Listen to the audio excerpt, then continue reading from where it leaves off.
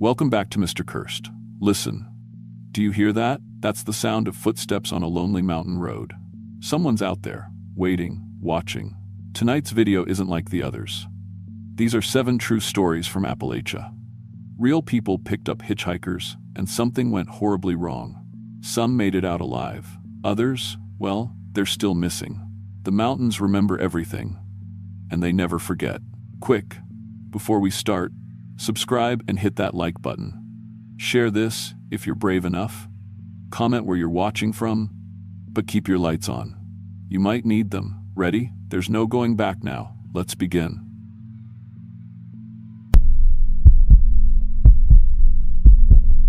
I was 25 when this happened, back in 2019, and I still can't drive through eastern Tennessee without checking my rearview mirror every few miles. My name's Marcus, and I've been running a landscaping business since I got out of the Army. Nothing fancy, just me, my truck, and whatever equipment I could afford.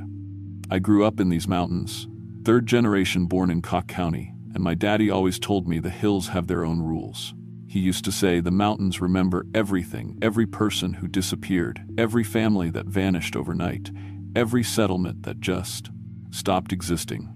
See, what most people don't understand about Appalachia is that it's built on bones, literally. Cherokee burial grounds, Civil War battlefields, mining accidents that buried whole crews alive, logging camps where men just walked into the woods one day and never came back out. My great-granddaddy worked the copper mines near Ducktown until they shut down in 1987. He used to tell stories about miners who'd come up from the deep shafts. Different. Changed.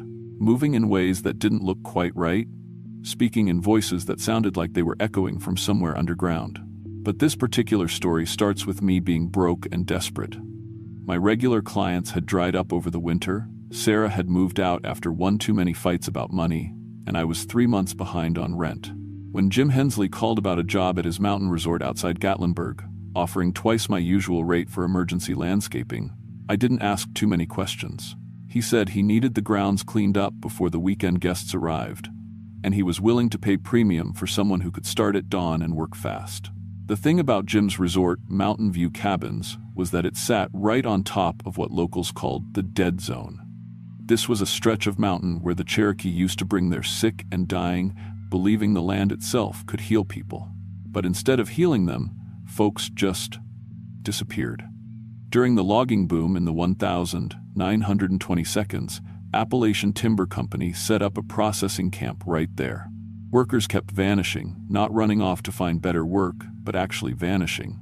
They'd go to sleep in the bunkhouses and just be gone by morning, leaving behind all their belongings, their money, everything. The company finally abandoned the site in 1923 after losing 47 men in 6 months. Jim bought the land cheap in the 90s and built his cabins right on top of the old logging camp foundations.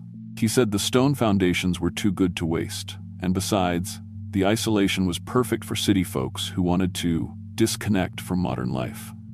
What he didn't mention, what nobody mentioned, was that people still disappeared up there. Not often, maybe 1 or 2 every few years, but enough that the locals knew to avoid that stretch of mountain after dark. I should have known something was wrong when Jim insisted I start at 6 a.m. sharp, not because the work was urgent, but because, he said, the early shift workers prefer to finish their business before the sun gets too high. When I asked what he meant by that, his voice got strange over the phone, like he was reading from a script someone else had written. "Oh, you know," he said, "the efficiency consultants. They've been helping optimize the property. Wonderful workers. Very dedicated to improvement." That should have been my first warning sign. My daddy always said that when mountain people start talking in corporate speak, something's gone fundamentally wrong. I loaded my truck the night before, mower, trimmer, rakes, the works. The forecast called for clear weather, which was good since I'd be outside all day. I mapped the route.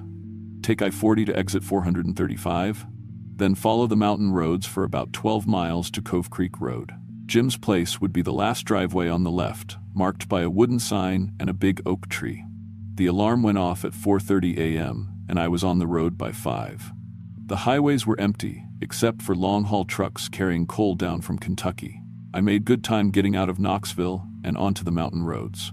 The The sun wouldn't be up for another hour and a half, so I was driving through that deep mountain darkness that feels like it has weight to it. About 20 miles in, I started seeing the hitchhikers. The first one was standing by the roadside near Miller's Gap, just outside the range of my headlights. I caught a glimpse of someone in work clothes holding what looked like a lunch pail. By the time my lights reached that spot, nobody was there. I figured it was just shadows and fatigue playing tricks on me. The second one was clearer. About 5 miles further up the mountain, my headlights caught a man in coveralls standing perfectly still beside the road. He had the pale, waxy complexion of someone who'd been working underground too long. What bothered me was how still he was, not shifting his weight, not looking around for cars, just standing there like a mannequin. As I passed him, he turned his head to follow my truck, but his body stayed perfectly rigid, like his neck was on a swivel. The third, fourth, and fifth hitchhikers were standing together. It was around 5:30 a.m. when I saw them, maybe 5 miles from where I needed to turn onto Cove Creek Road. 3 men in identical work clothes, dark pants, light shirts, work boots, that looked brand new, standing in a perfect line by the roadside. They weren't trying to flag down cars or holding their thumbs out. They were just waiting. As my headlights swept over them, all 3 turned to look at me in perfect unison. Not one after the other like normal people would do, but all at exactly the same moment, like they were controlled by the same brain. I slowed down, thinking maybe they were a road crew that had been working overnight and needed a ride back to town. Night construction wasn't unusual on these mountain highways, and I'd grown up believing you help fellow working people when they're stranded. But as I got closer, I could see they weren't carrying any construction equipment. No tool belts, no hard hats, no safety vests. Just 3 identical men in identical clothes, standing in an identical pose. I pulled over anyway. Maybe it was the mountain code my daddy had drilled into me: you don't leave people stranded in the mountains, period. Maybe it was because they looked like working men, and I respected that. Or maybe something else was making the decision for me. I rolled down my window and called out, "Y'all need a ride somewhere?" The one in the middle stepped forward slightly and spoke in a voice that was too flat, too measured, like he was reading words he didn't understand. "We require transportation," he said. The other 2 just nodded. And when I say they nodded, I mean they moved their heads in perfect synchronization, like parts of a machine. "Where are you headed?" I asked. "We work in construction," the spokesman said, while the other 2 continued their synchronized nodding, building and rebuilding, always improving. Something about the way he said improving made my skin crawl. He pronounced it like it was a technical term, like he was discussing a manufacturing process rather than something human beings do. "What company y'all with?" I asked. All 3 looked confused at that question.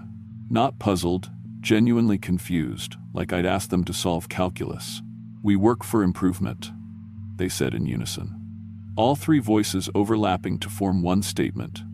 Making humans more efficient. That's when I should have driven away.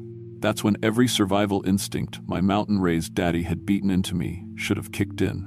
But I didn't. Maybe because I was tired, maybe because I was focused on getting to my job, or maybe because something about their presence was affecting my ability to think clearly. "Look," I said, "I can give y'all a ride part of the way. I'm heading up to Mountain View Cabins for a job." "We know this location," the middle one said. "We have worked there before. Much improvement needed."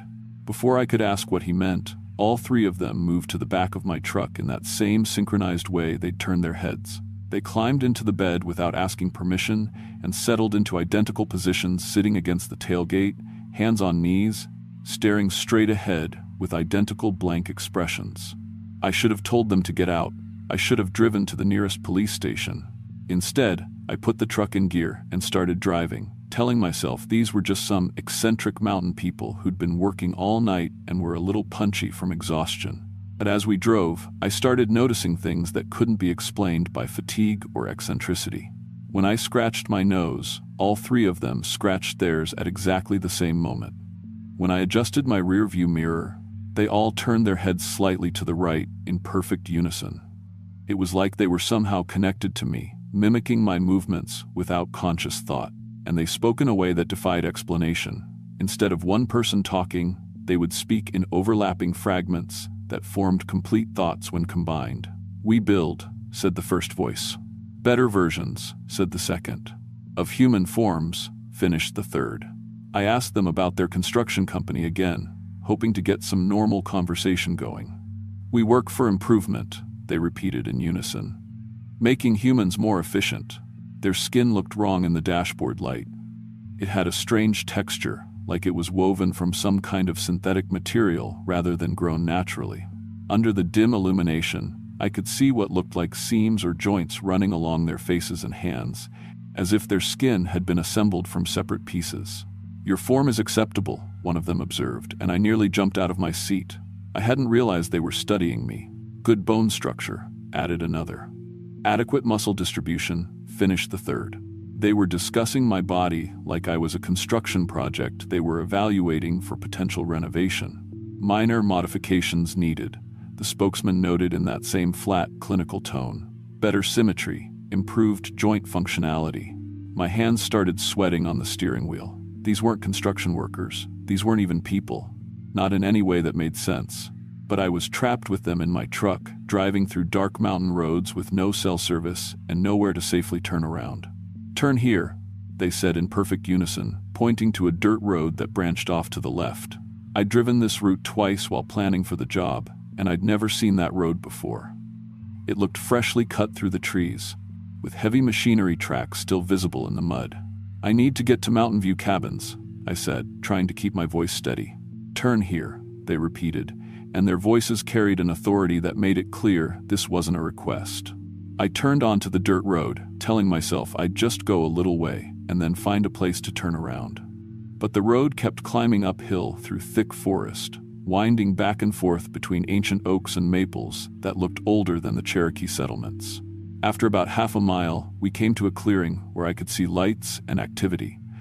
But this wasn't any normal construction site. The area was lit by portable work lights that cast harsh white illumination over what looked like an assembly operation. There were dozens, maybe hundreds of human-shaped forms arranged in neat rows under canvas tarps. And moving between them with mechanical precision were more workers, all identical to my passengers, all wearing the same work clothes and moving with the same synchronized coordination. Our workshop, the three workers explained proudly, climbing out of my truck, where we perfect human design. I watched in horror as the workers took apart what had once been people and systematically rebuilt them with additional components and improved configurations. Arms were removed, examined, and replaced with versions that had additional joints and extended reach. Spines were reinforced with what looked like metal supports. Legs were modified so they could bend in directions that human legs weren't meant to bend. Humans are so inefficient, the spokesman said, as if he were explaining a simple engineering problem. Too many wasted movements. Poor structural integrity. One of their completed projects stood nearby, someone who had been modified with 4 arms and knees that bent backwards. They moved with the same mechanical precision as the workers, but there was nothing left in their face that suggested consciousness or individual thought. They had been improved into a perfect component of a larger machine. Much better, the workers said, admiring their handiwork. Soon, all humans will be properly constructed. No more design flaws. That's when I realized what had happened to all the missing people from this area over the decades. They hadn't just disappeared, they had been collected, improved, and put to work in an endless construction project that had been going on for generations. The 3 workers began walking around my truck, examining me through the windows like engineers studying blueprints for a renovation project. They pressed their faces against the glass, leaving smudges that looked more like oil stains than human fingerprints. Adequate raw material, they decided after their inspection. We can work with this basic framework. One of them produced tools that looked like surgical instruments crossed with heavy construction equipment, bone saws, and joint replacements and spinal reinforcements that gleamed under the work lights. Don't worry, they assured me, tapping on the driver's side window. The improvements are always beneficial. They began describing their modification process in clinical detail. How they would rebuild my body for maximum efficiency. 2 hearts for improved circulation, extended arms for increased reach, a restructured spine for better load-bearing capacity, additional eyes for enhanced peripheral vision, redundant organs for improved reliability. They started sketching modification plans on my truck windows with their fingers, drawing detailed diagrams that showed how they would disassemble me and reassemble the components into something more useful. Something that could work with perfect coordination as part of their larger construction project. "We've improved hundreds of humans," they said proudly, gesturing toward the assembly site. "Each one becomes a perfect worker." The improved humans had turned to watch from the construction site, moving in perfect unison like members of a synchronized orchestra. They all tilted their heads at exactly the same angle. All blinked at exactly the same moment. All wore exactly the same expression of mechanical contentment. And that's when I recognized one of them. Standing near the assembly line, modified with additional arms and rebuilt joints, was Tommy Caldwell. Tommy had been 3 years ahead of me in high school, captain of the football team, popular kid who everyone liked. He'd disappeared while hiking the Appalachian Trail 2 years ago. Search teams had looked for weeks, but they'd never found any trace of him. Now he was there, working with perfect efficiency, but no trace of the personality that had made him Tommy. His face was the same, but everything that had been human about him was gone. He'd been improved into a component. "Your new form will be much superior," the workers promised as they began opening my truck doors. "No more fatigue, no more wasted motion, perfect efficiency."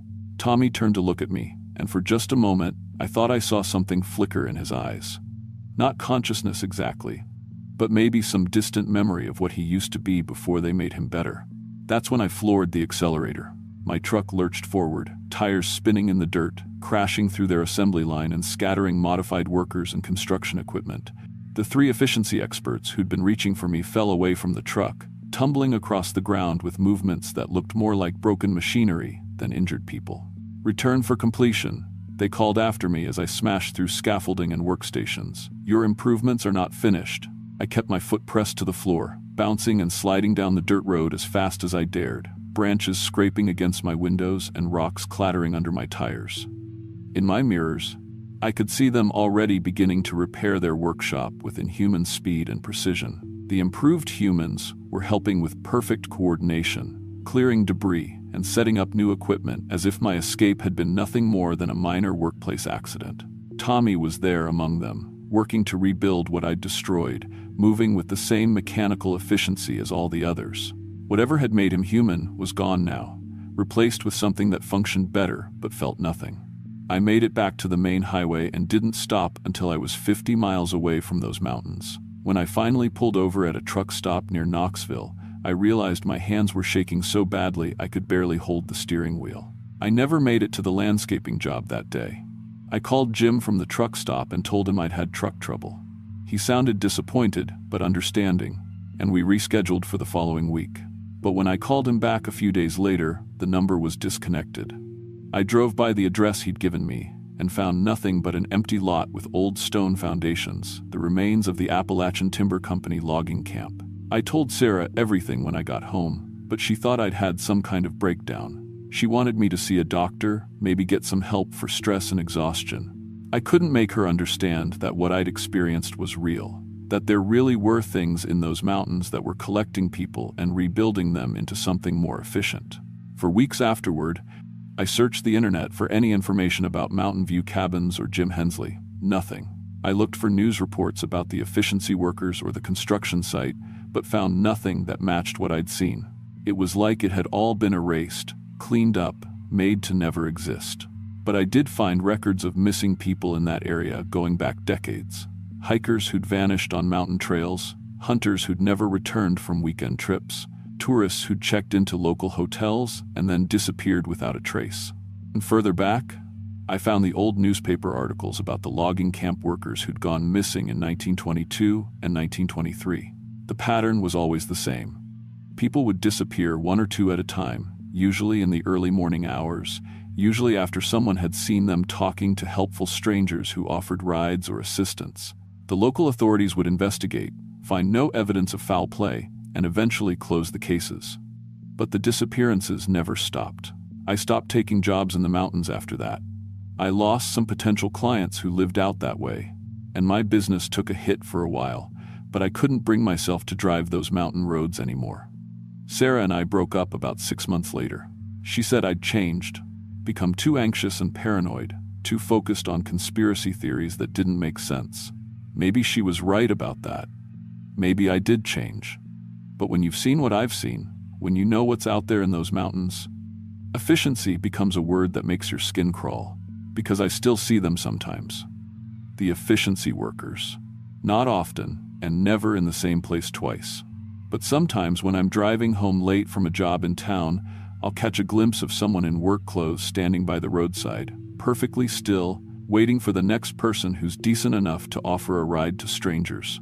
And every time I see them, they turn to look at me in perfect unison, and I know they remember me. I know they're still waiting for me to return so they can finish the improvements they started, so they can make me into something better, something more efficient, something that works with perfect coordination as part of their endless construction project. Sometimes I think about Tommy and all the others who've been improved over the years. I wonder if they're happy in their new forms, if they feel anything at all, or if happiness is just another inefficiency that the workers have eliminated. I wonder if they remember their old lives, their families, their dreams, or if all of that has been discarded as unnecessary components. Looking back now, I understand what my daddy meant when he said the mountains remember everything. They remember the Cherokee who brought their dying to that land, hoping for healing. They remember the loggers who vanished one by one in 1923. They remember Tommy Caldwell and all the others who thought they were just getting a helpful ride from strangers. And somewhere up there, in a construction site that doesn't appear on any map, the efficiency workers are still building, still improving, still making humans into better versions of themselves, one modification at a time. I never drive those mountain roads during the early morning hours anymore, but I know they're still out there, standing by roadsides with their thumbs out, waiting for the next decent person who believes in helping strangers, waiting to offer improvements that no human being should ever accept. The mountains remember everything, and they're always looking for new workers to join their endless construction project.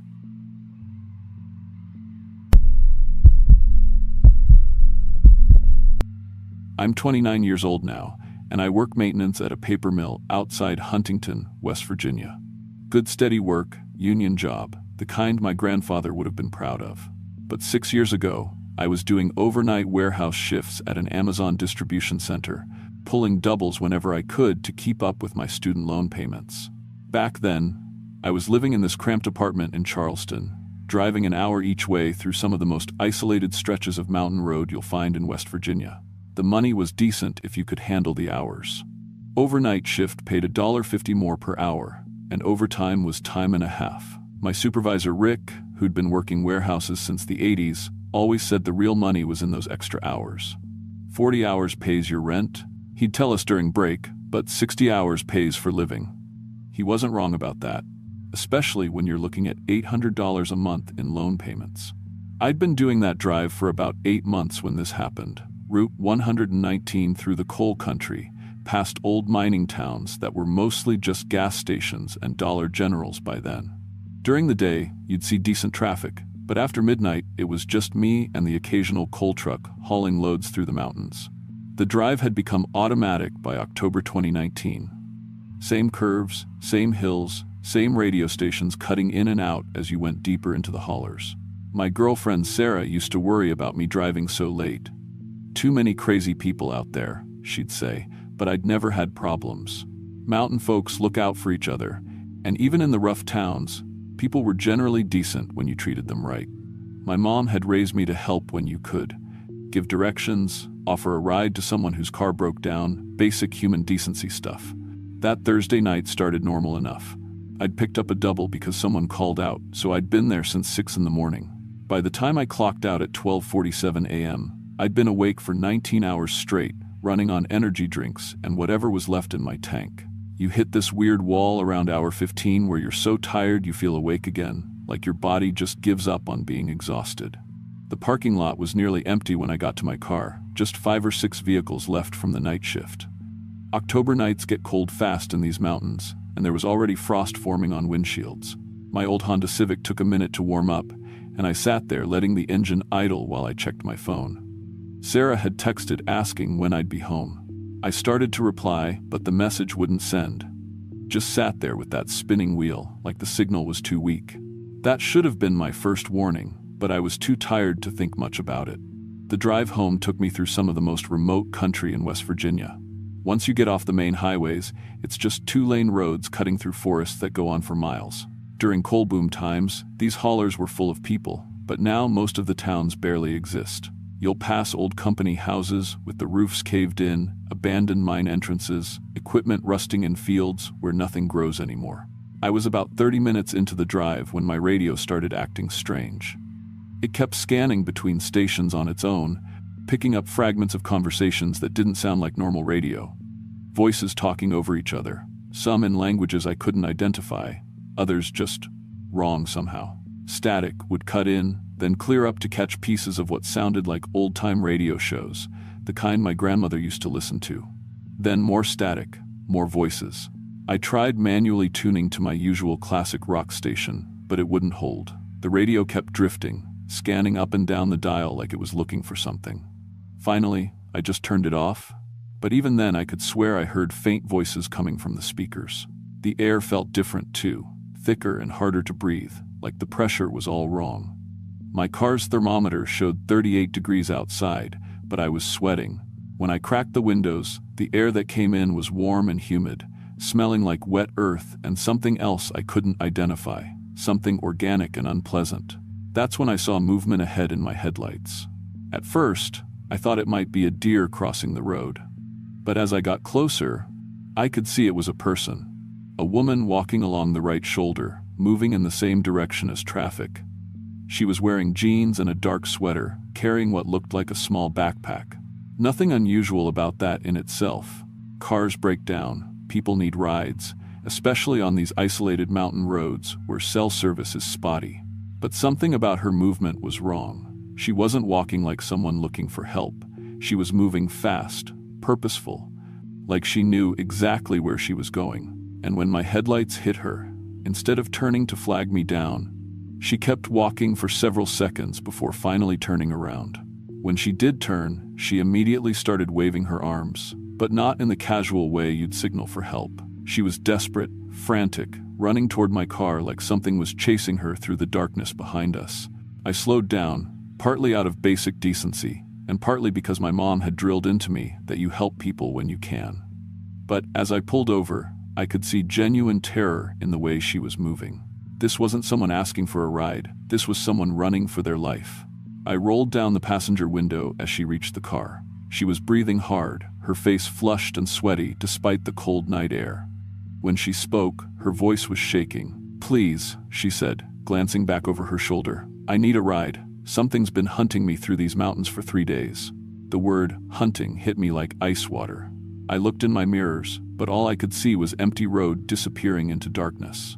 No lights, no movement, nothing but the forest pressing in on both sides. "Hunting you?" I asked. "What do you mean?" "Please, just let me in," she said, her eyes darting between my face and the road behind her. "I can explain while we drive, but we need to leave now. It comes out at night, and it's been getting closer." Every instinct I had was screaming that this was wrong, but she seemed genuinely terrified, and I couldn't just leave someone stranded on a mountain road at 1 a.m, especially someone who looked that scared. I reached over and unlocked the passenger door. She climbed in quickly and immediately hit the lock button, then started adjusting both side mirrors to look behind us. Her hands were shaking badly, and I could smell fear sweat coming off her in waves. "Drive," she said. "Not crazy fast, but don't go slow either. It doesn't like to follow onto the main highways, but we're still too far back in here." I put the car in gear and started driving, keeping my speed reasonable, but definitely moving faster than I normally would on these curves. "What's your name?" I asked, trying to sound calm. "I'm Chris." "Lisa," she said, still watching the mirrors. "Thank you for stopping." Most people don't anymore, especially this time of night. Smart of them, really. "What exactly has been hunting you? Is someone trying to hurt you? Should we call the police?" She let out a sound that was half laugh, half sob. "Police won't believe it. Hell, I didn't believe it when it first started following me. But I've been running through these woods for 3 days now, hiding during the day, moving at night when I have to. I've seen what it really is." "What is it?" Lisa was quiet for a long moment, staring out at the dark forest rushing past us. When she finally spoke, her voice was barely above a whisper. "During the day, it looks like a man. Tall, maybe 6'3", wearing old work clothes like a miner or logger, keeps its distance, watching from the tree line. But at night, she shivered. At night, it shows its real face. I was starting to think I'd picked up someone having a mental health crisis, but her fear seemed so genuine, so specific, and there was something about the way she described it that made the hair on my arms stand up. What does it look like at night? Like someone tried to build a person, but got the proportions wrong, she said. Still walks upright most of the time, but its arms are too long and its fingers. She held up her own hand, spreading her fingers. Its fingers stretch out like branches, with these black claws instead of nails. And its face gets longer, like a dog's snout but with too many teeth. Lisa, that sounds— Turn here, she interrupted, pointing to a dirt road on the right that I'd never noticed before, even though I'd driven this route hundreds of times. There was no sign, no mailbox, just a narrow track disappearing into the forest. I don't know about this, I said. That road looks pretty rough. It leads to a safe place, she said urgently. Other survivors built a shelter back in the woods, people who've encountered it before and managed to get away. They'll help us. The dirt road was barely wide enough for my car, and it looked like it hadn't been maintained in years. Tree branches scraped against my windows as we drove deeper into the forest, and the track was full of potholes and ruts that made my car bounce and scrape. How far back is this place? I asked, starting to worry about getting stuck. Not much further, Lisa said. Maybe another mile. They keep it hidden so it can't find them. But we'd already driven at least 2 miles, and the road was getting worse. My little Honda wasn't built for this kind of terrain, and I could hear rocks scraping against the undercarriage. Lisa, I really think we should turn around. This doesn't feel right. Almost there, she said, and there was something different in her voice now. Something calmer, more satisfied. Everyone's going to be so happy to see us. The way she said, everyone made my stomach clench, but we'd come too far to turn around safely now, and the road was too narrow to make a 3-point turn without risking getting stuck in the ditch. After what felt like forever, we finally emerged into a clearing. In the middle sat an old log cabin that looked like it had been abandoned for decades.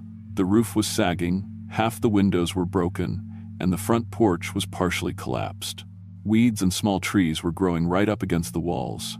This is it, Lisa said, getting out before I'd even put the car in park. We made it, we're safe now. She ran toward the cabin like she was coming home, but I couldn't see anyone else around. The place looked completely deserted, like no one had been there in years. I followed her slowly, every nerve in my body telling me this was wrong. The cabin door was hanging open on rusted hinges, and when I got close enough to look inside, my blood turned to ice. The floor was covered with bones. Human bones, scattered everywhere like someone had just dumped them there and left them. Skulls, rib cages, arm and leg bones, dozens of complete skeletons mixed together in piles. Some looked old and yellowed. Others looked fresh enough that I could still see dried tissue clinging to them. Lisa was kneeling in the middle of it all, running her hands through the bones like they were treasure. She was talking to them, having conversations like they were responding. "Look who I brought you," she was saying to a skull she held in her lap. "Another helpful driver. He picked me up just like you did, Mark, just like all of you did." I realized then that these weren't random bones. They belonged to other drivers, other people who'd stopped to help a woman stranded on the road. People exactly like me. "Lisa," I said carefully, backing toward the door. "What happened to these people?" She looked up at me, and in the moonlight coming through the broken windows, I could see her face clearly for the first time. Her smile was too wide, showing too many teeth that looked too sharp. Her eyes reflected the light like an animal's, and her fingernails, which I now realized weren't fingernails at all, were black claws at least 3 inches long. "Don't worry," she said, standing up slowly and letting the skull roll off her lap. "It doesn't hurt much." Most people barely feel the transition. As she stood, her whole body started changing. Her skin took on a gray, mottled texture like tree bark, and her proportions shifted. Her arms grew longer, her torso stretched, and her face began to elongate. But the worst part was watching her move. She was still upright, but she moved like something that had learned to walk by watching humans and couldn't quite get it right. "I've been hunting these roads for longer than you can imagine," she said, her voice becoming something that barely sounded human. "Drivers are so helpful, so trusting. They always stop for a woman in distress, especially mountain folk. Your mothers raise you right." I ran for my car, but when I grabbed the door handle, it wouldn't budge. The electronic locks weren't responding, and my key fob did nothing. When I tried to start the engine, it just made clicking sounds while Lisa, or whatever Lisa really was, laughed from inside the cabin. "The car will work again after I feed," she called out. "I always need the vehicle to get back to the road afterward. Can't catch the next helpful soul on foot." I could hear her moving around inside the cabin, bones clattering as she walked through them. Then came a sound that made my blood freeze, scratching, like claws on wood, getting closer to the door. "I can smell your fear from here," she said, and now her voice was right outside the cabin. "That's the best part, you know. The terror makes everything taste so much richer." That's when I noticed the other cars. Looking deeper into the woods around the clearing, I could see dozens of vehicles parked between the trees. Old models mostly, rusted and stripped, their windows broken and their tires rotted away. Decades worth of cars belonging to people who'd stopped to help and never made it home. The passenger window exploded inward in a shower of glass. Lisa's transformed arm shot through the opening, impossibly long and ending in claws that could have belonged to a bear. She grabbed my shoulder, those claws punching through my jacket and into flesh like knives. But I was ready for her. I'd grabbed the tire iron from under my seat while she was talking, and I swung it with everything I had, catching her across what used to be her wrist. She shrieked and pulled back, leaving 4 deep gouges in my shoulder, but letting me go.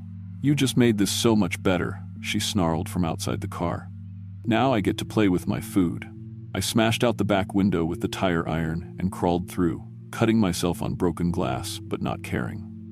I could hear her circling the car, testing the doors, her claws scraping against metal. I ran into the forest, crashing through underbrush and dead trees, branches tearing at my clothes and face. Behind me, I could hear her following, but not running, walking, taking her time. "I do love a good chase," her voice drifted through the trees. "Most people just freeze up, but you're actually fun. This is going to be delicious." She hunted me through those woods for hours, always close enough that I could hear her moving through the brush, but never quite catching me. The worst part was realizing she was playing with me. She could have caught me any time she wanted. These were her woods, and I was just stumbling around in the dark, leaving a trail of broken branches and blood drops she could probably follow with her eyes closed. But she wanted me exhausted and terrified first. She wanted the fear. Sometimes she'd call out descriptions of what she was going to do to me, how she was going to tear me apart piece by piece and save my eyes for last so I could watch. Other times she'd mimic voices, my girlfriend Sarah, my mom, my supervisor Rick, calling my name from different directions to confuse me. But the absolute worst was when she started imitating the voices of her previous victims. "Chris," came a man's voice from somewhere behind me, "don't leave me here with her, please. I've been trying to get away for so long. Help us," whispered a woman's voice from my left. "She keeps us alive in the bones. We can't rest." I knew it was her, but the voices sounded so real, so desperate. Part of me wanted to turn around, to try to help whoever was calling.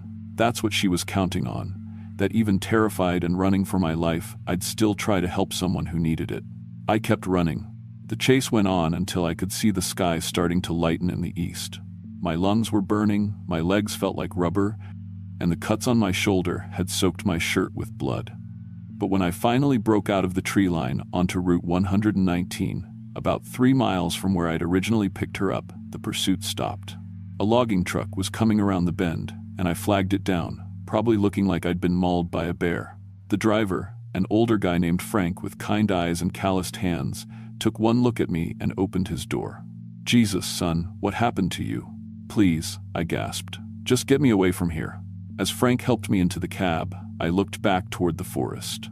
Lisa was standing at the tree line, back in her human form, wearing the same jeans and sweater as before. She looked completely normal except for the smile, that too wide smile that showed too many teeth. She raised her hand and waved goodbye, like we were old friends parting ways. Frank took me to the hospital in Beckley, where they stitched up the gouges in my shoulder and treated me for exhaustion and shock. I told the police I'd been in a car accident and gotten lost in the woods, trying to find help, which wasn't entirely a lie. They found my Honda 4 days later, sitting right where I'd left it. The engine started fine, the doors worked perfectly, and there was no sign of any cabin or bones or evidence that anything supernatural had happened.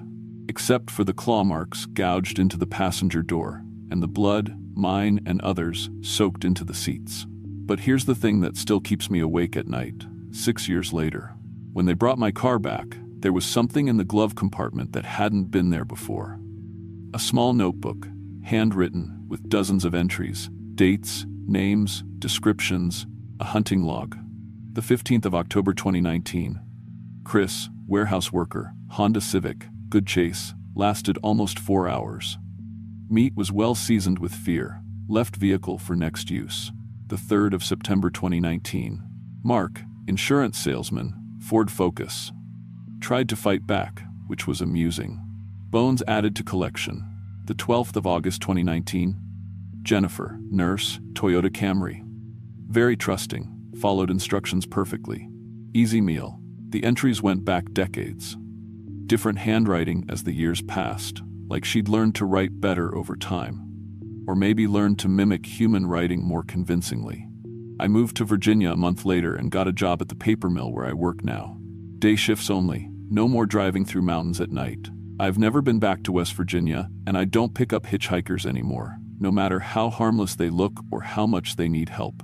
But sometimes, when I'm driving at night and see someone walking along a dark road, I remember Lisa waving goodbye from those trees. And I wonder how many other helpful people have stopped since then, thinking they were doing the right thing. The notebook is locked in a safety deposit box now. I thought about giving it to the police, but who would believe it? And what could they do anyway? Set up roadblocks? Post warnings? Beware of helpful mountain women who might be decades-old predators that feed on human kindness? Instead, I'm telling you. Because maybe someone else will read this and think twice before stopping for that stranded woman on the mountain road. Maybe someone else will remember that not everyone who needs help is actually human. And maybe, just maybe, that hesitation will save their life. Because she's still out there, I know she is, and she's still hungry.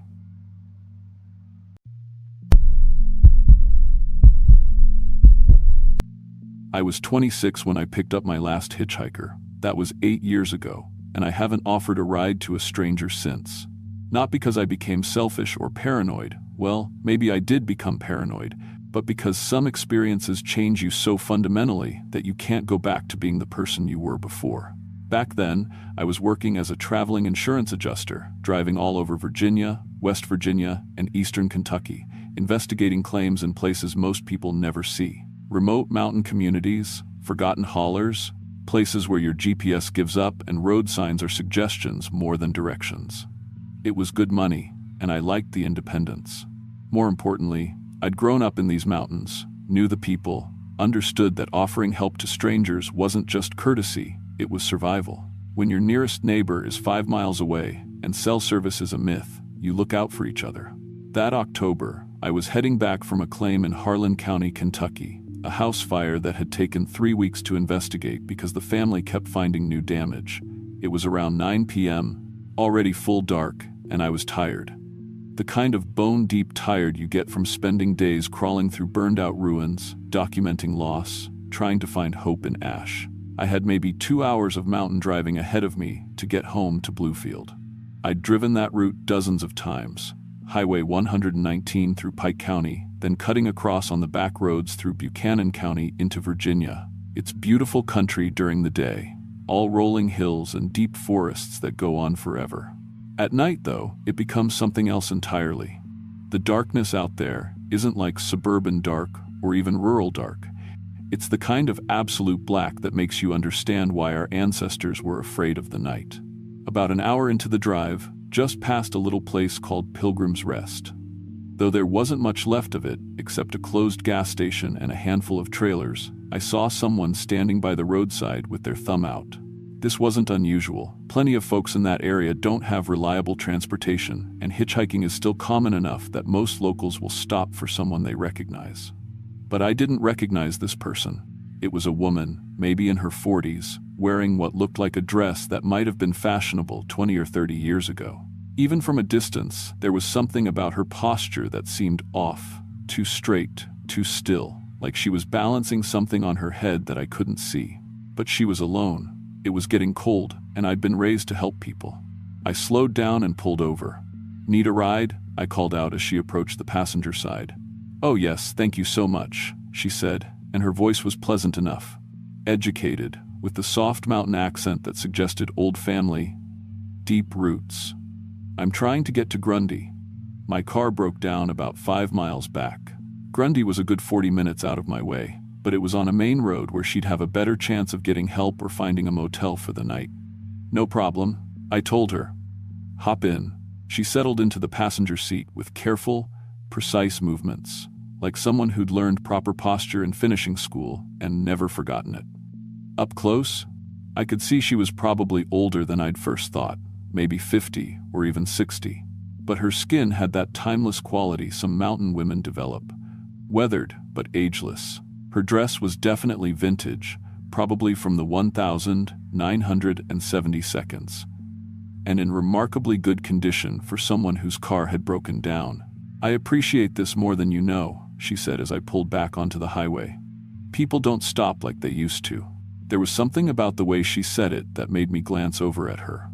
She was sitting perfectly upright, hands folded in her lap, staring straight ahead.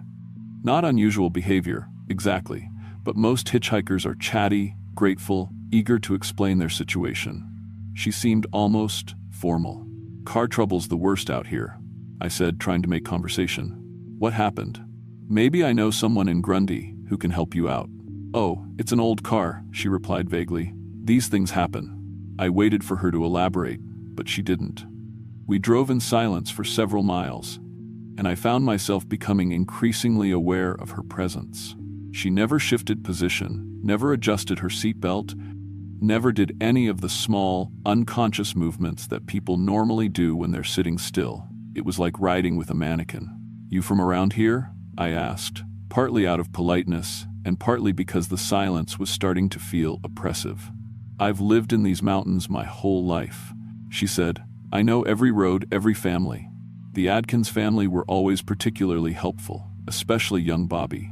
Such a kind heart.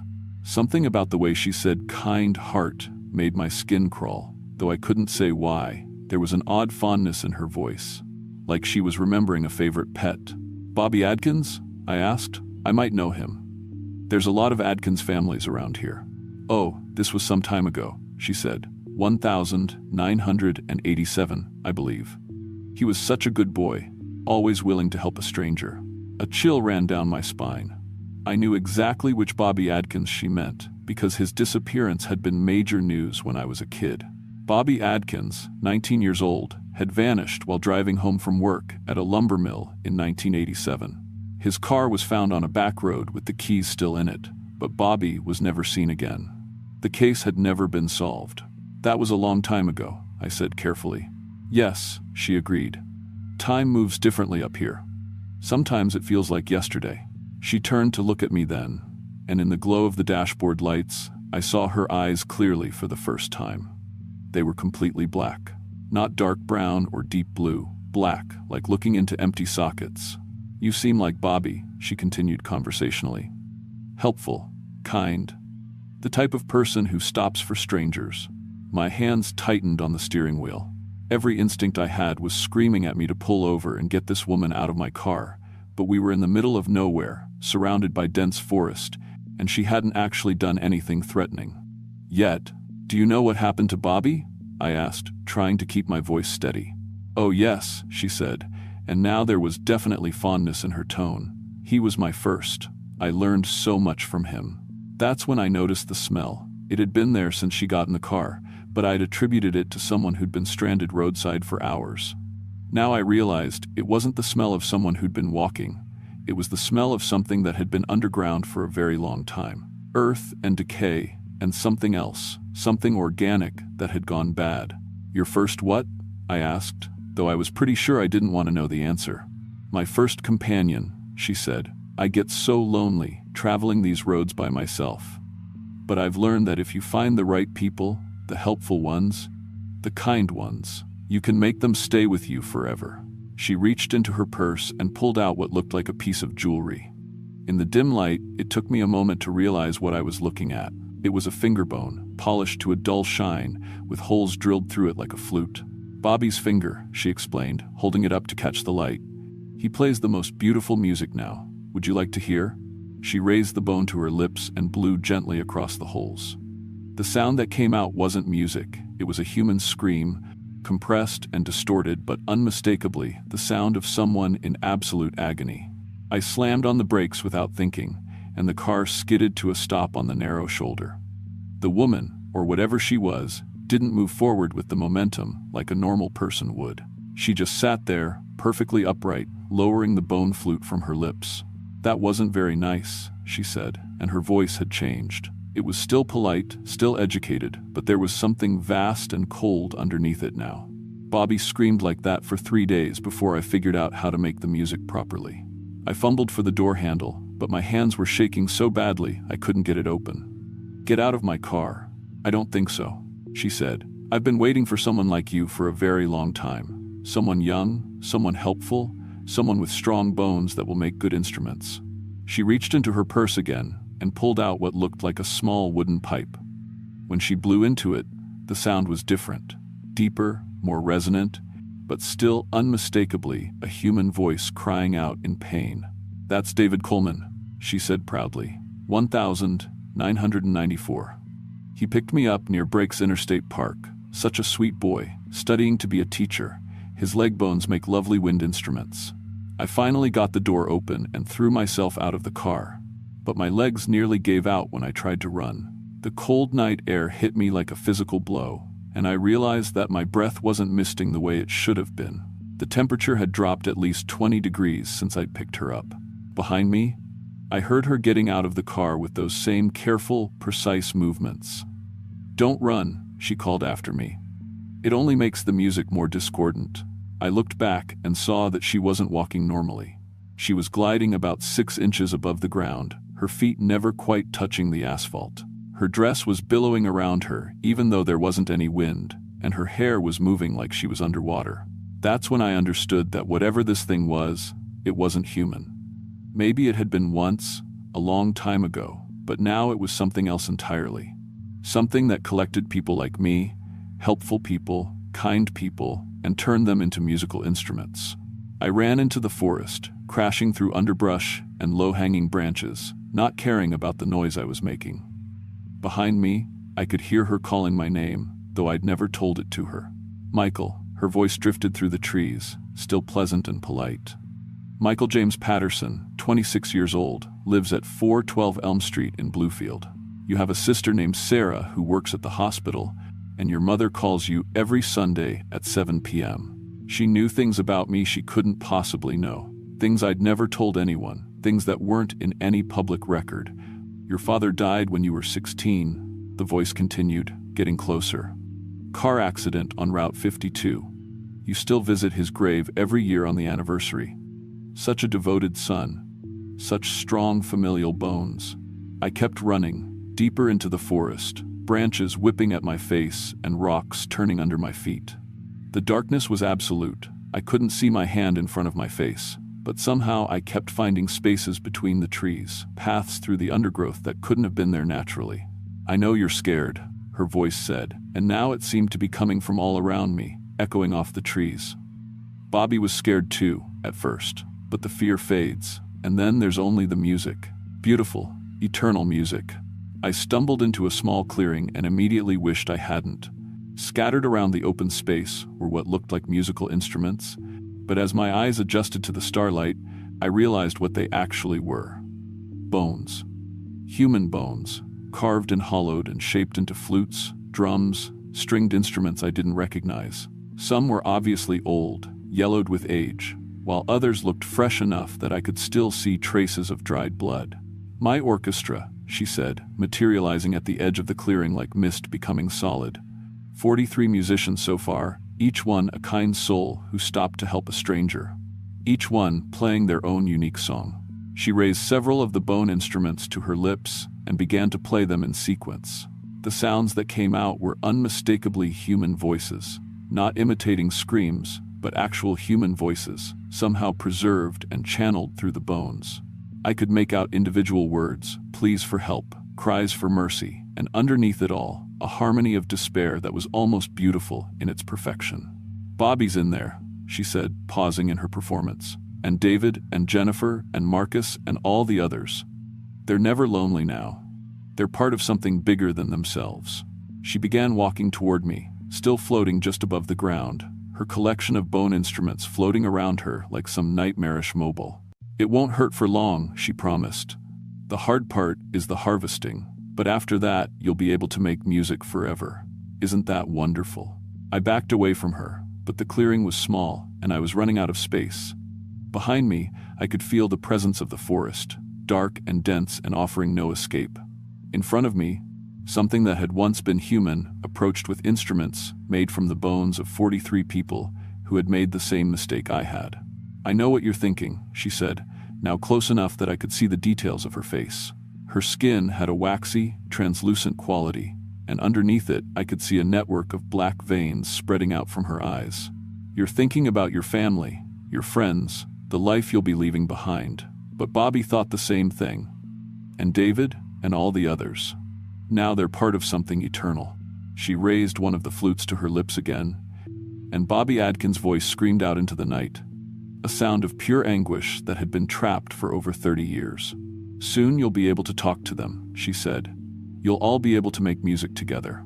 That's when I noticed something she apparently hadn't. One of the bone instruments at the edge of her collection was glowing faintly, pulsing with a soft light that reminded me of a cell phone signal.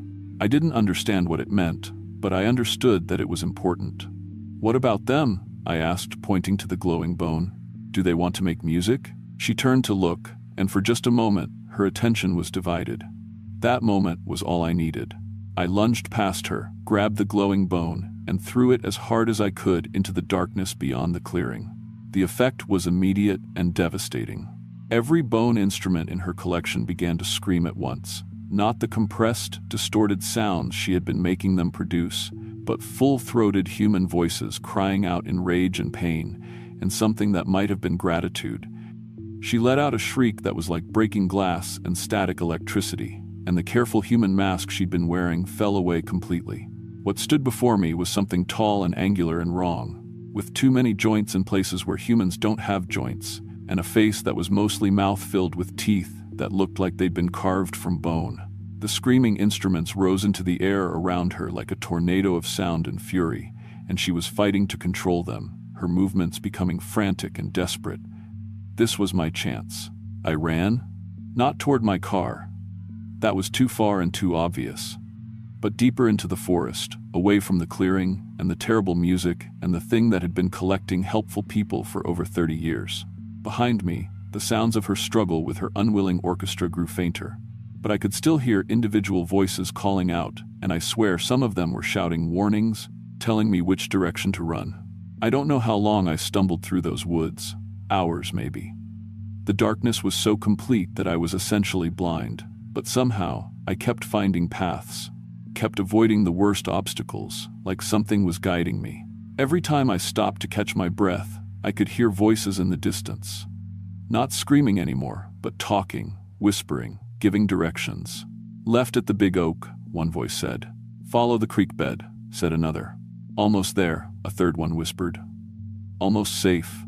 Just before dawn, I stumbled out of the forest onto a road I recognized, Highway 460, about 10 miles from where I'd abandoned my car. My clothes were torn, my hands and face were cut from branches, and I was shivering so hard my teeth were chattering, but I was alive. A trucker found me there and gave me a ride to the nearest town, where I called the sheriff and tried to explain what had happened. They were polite but skeptical, and when they went to investigate, they found my car exactly where I'd left it. The passenger door was still open, there were no footprints or other signs of struggle, and no evidence that anyone else had ever been in the vehicle. But they did find something interesting in the woods near the clearing I'd described. The remains of several campsites dating back decades, along with personal belongings that matched missing person reports going back to the 1970 seconds. Bobby Adkins' wallet was there, along with David Coleman's class ring and at least a dozen other items that connected to unsolved disappearances throughout the region. The official explanation was that someone had been collecting trophies from hitchhikers for years, probably a serial killer who had finally moved on or died. The case was transferred to the FBI and eventually went cold, like most of them do. But I know what really happened in those woods. I know that something inhuman had been hunting kind people for decades, turning them into instruments for her own twisted orchestra. And I know that when I threw that glowing bone into the darkness, I somehow gave 43 trapped souls the chance to fight back. I never found out whose bone it was that glowed that night. But sometimes I think it must have been Bobby Adkins. He was the first, the one she'd learned on, and maybe that gave him some kind of power over the others. Maybe he'd been waiting all those years for someone to give him the chance to lead a rebellion. I still live in the mountains, still work in insurance, but I drive different routes now. I've never been back to that stretch of Highway 119, and I never will be. Not because I'm afraid she's still there. I'm pretty sure the voices I heard that night were the sounds of 43 people finally getting their revenge, but because some experiences change you so fundamentally that you can't risk repeating them. I don't pick up hitchhikers anymore. Not because I've stopped caring about people who need help, but because I've learned that not everything that looks human actually is human. And sometimes, the kindness that mountain people are known for can be weaponized by things that understand human nature better than we understand ourselves. The worst part isn't the nightmares, though I still have them. The worst part isn't the way I jump every time I see someone standing by the roadside, though I do that too. The worst part is knowing that there might be other things out there, other predators who've learned to exploit our better angels, who understand that the best way to catch good people is to put them in situations where their goodness becomes a trap. 8 years later, I still hear music sometimes when I'm driving alone at night through the mountains. Not the screaming, agonized sounds she was making her victims produce, but something else, a harmony of voices that sounds almost like a lullaby or maybe a hymn. I think it's Bobby and David and Jennifer and all the others, finally free to make the music they want to make instead of the music they were forced to make. But I also know that somewhere out there, in the deep dark places where the maps don't go and the cell towers don't reach, there are things waiting for the next helpful soul to stop their car for a stranger. And the next time you see someone standing by the roadside with their thumb out, especially if it's late at night and they're dressed wrong for the weather and they stand just a little too still, maybe you should keep driving. Sometimes the kindest thing you can do is refuse to be kind. The last thing I'll say about this is that I've done some research since that night, talked to old-timers in the mountains, people whose families have been here for generations. And they tell stories. Not the sanitized folktales you hear in tourist areas, but the real stories, the ones parents use to teach their children to be careful. They talk about the bone woman, the music maker, the collector who walks the roads at night looking for people with good hearts and strong bones. According to the stories, she's been part of these mountains for as long as anyone can remember, maybe longer than humans have lived here at all. And they say she's not the only one. There are things in the deep woods that wear human faces but aren't human, things that understand our weaknesses better than we do, that know exactly how to make us stop, how to make us help, how to turn our virtues against us. The mountains are full of them, and they've been feeding on human kindness for longer than we can imagine. But they also say that sometimes, if you're very lucky and very smart and very desperate, you can turn their own tactics against them. You can use their hunger for good people to trap them instead of being trapped by them. And maybe that's what Bobby Adkins did that night in the clearing. Maybe he'd spent 30 years learning how to fight back, and all he needed was someone to give him the chance. I hope so. I hope they're all free now, all 43 of them, making their own music somewhere beyond the reach of things that collect helpful souls. And I hope that if there are other collectors out there, other predators masquerading as victims, that Bobby and his orchestra are watching the roads, ready to help the next person who's kind enough to stop for a stranger and unlucky enough to stop for the wrong one. Because in the end, that's what mountain people do. We look out for each other. Even after death, even after being turned into instruments of someone else's cruel symphony, we find ways to help. We find ways to make sure the good people make it home safely. Just not always the way they expected to get there.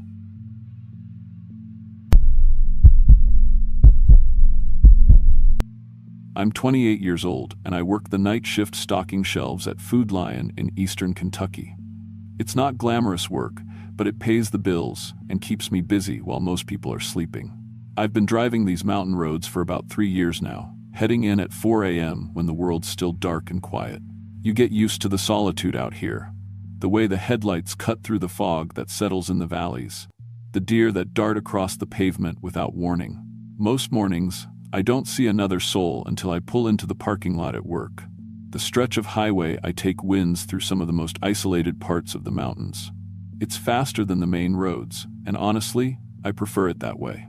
Less traffic, less chance of getting stuck behind some tourists driving 10 miles under the speed limit while they gawk at the scenery.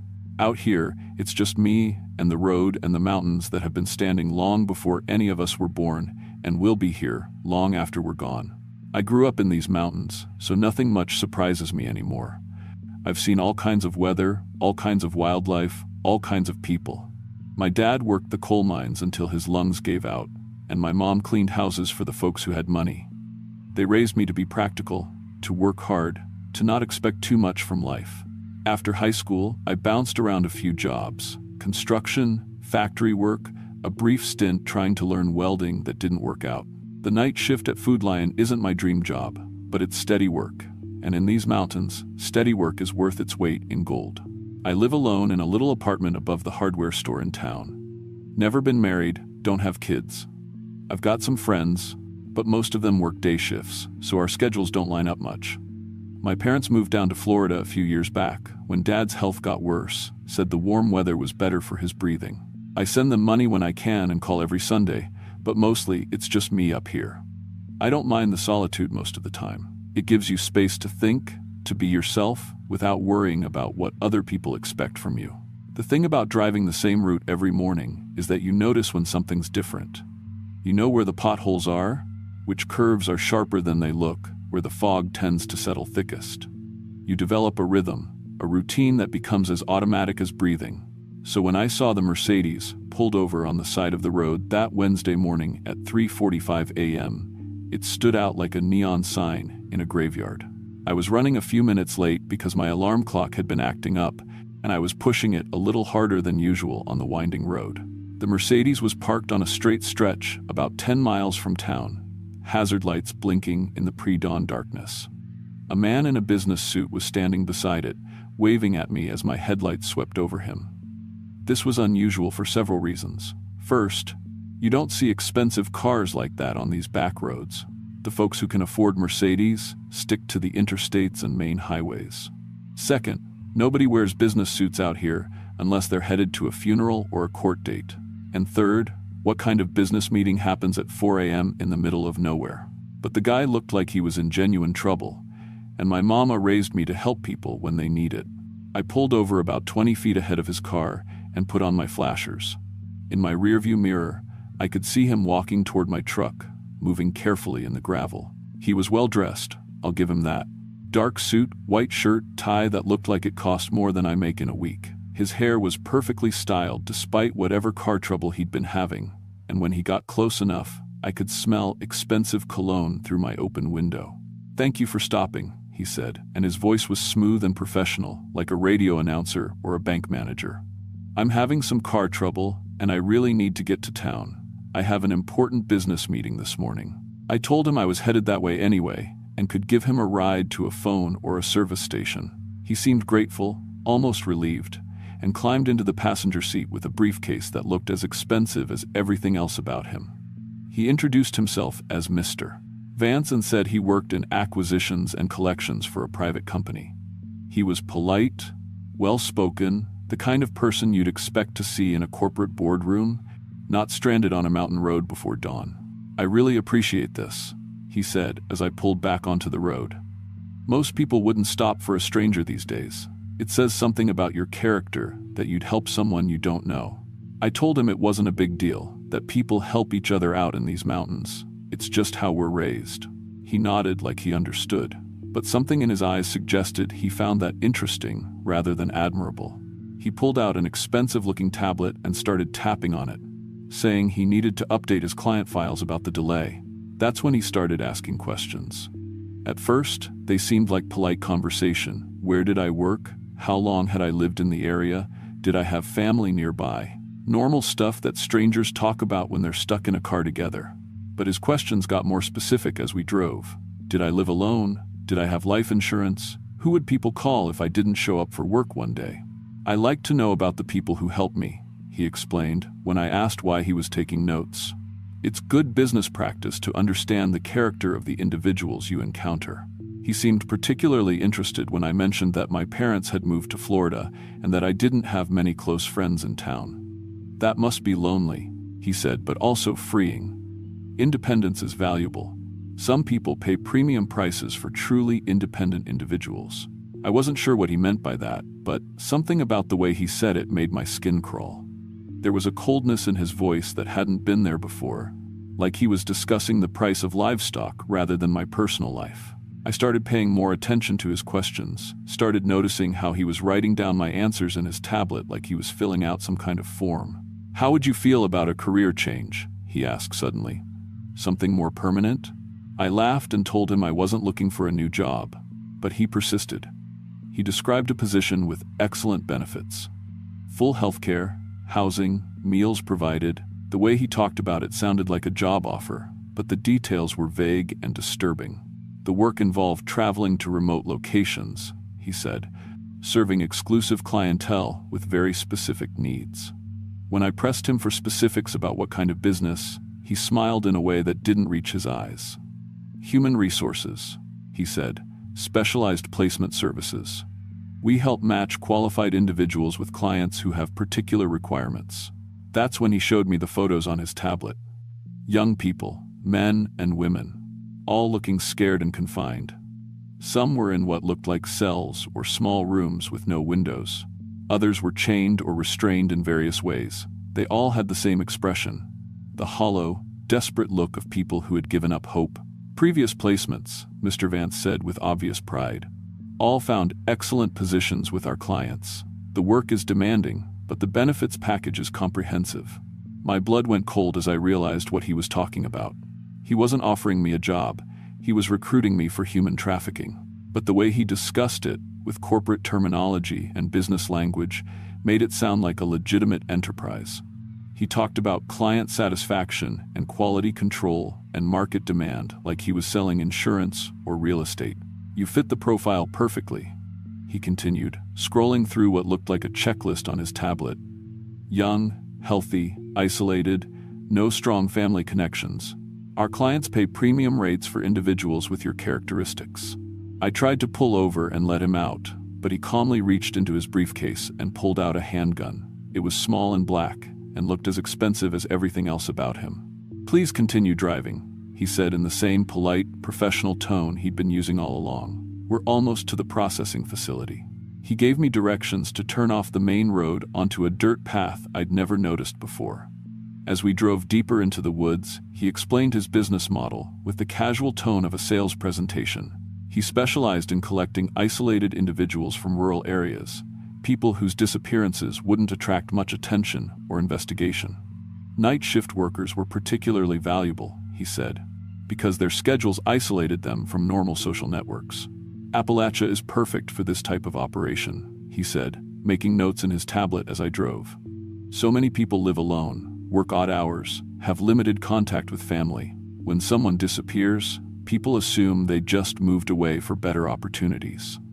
The authorities rarely investigate thoroughly."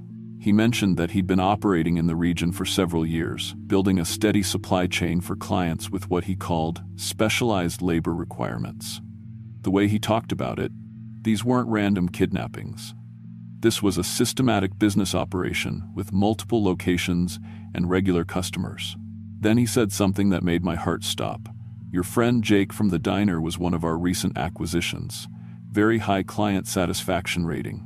Jake had worked the breakfast shift at Mel's diner in town. He'd disappeared about 2 weeks earlier, and everyone figured he'd just left town without saying goodbye.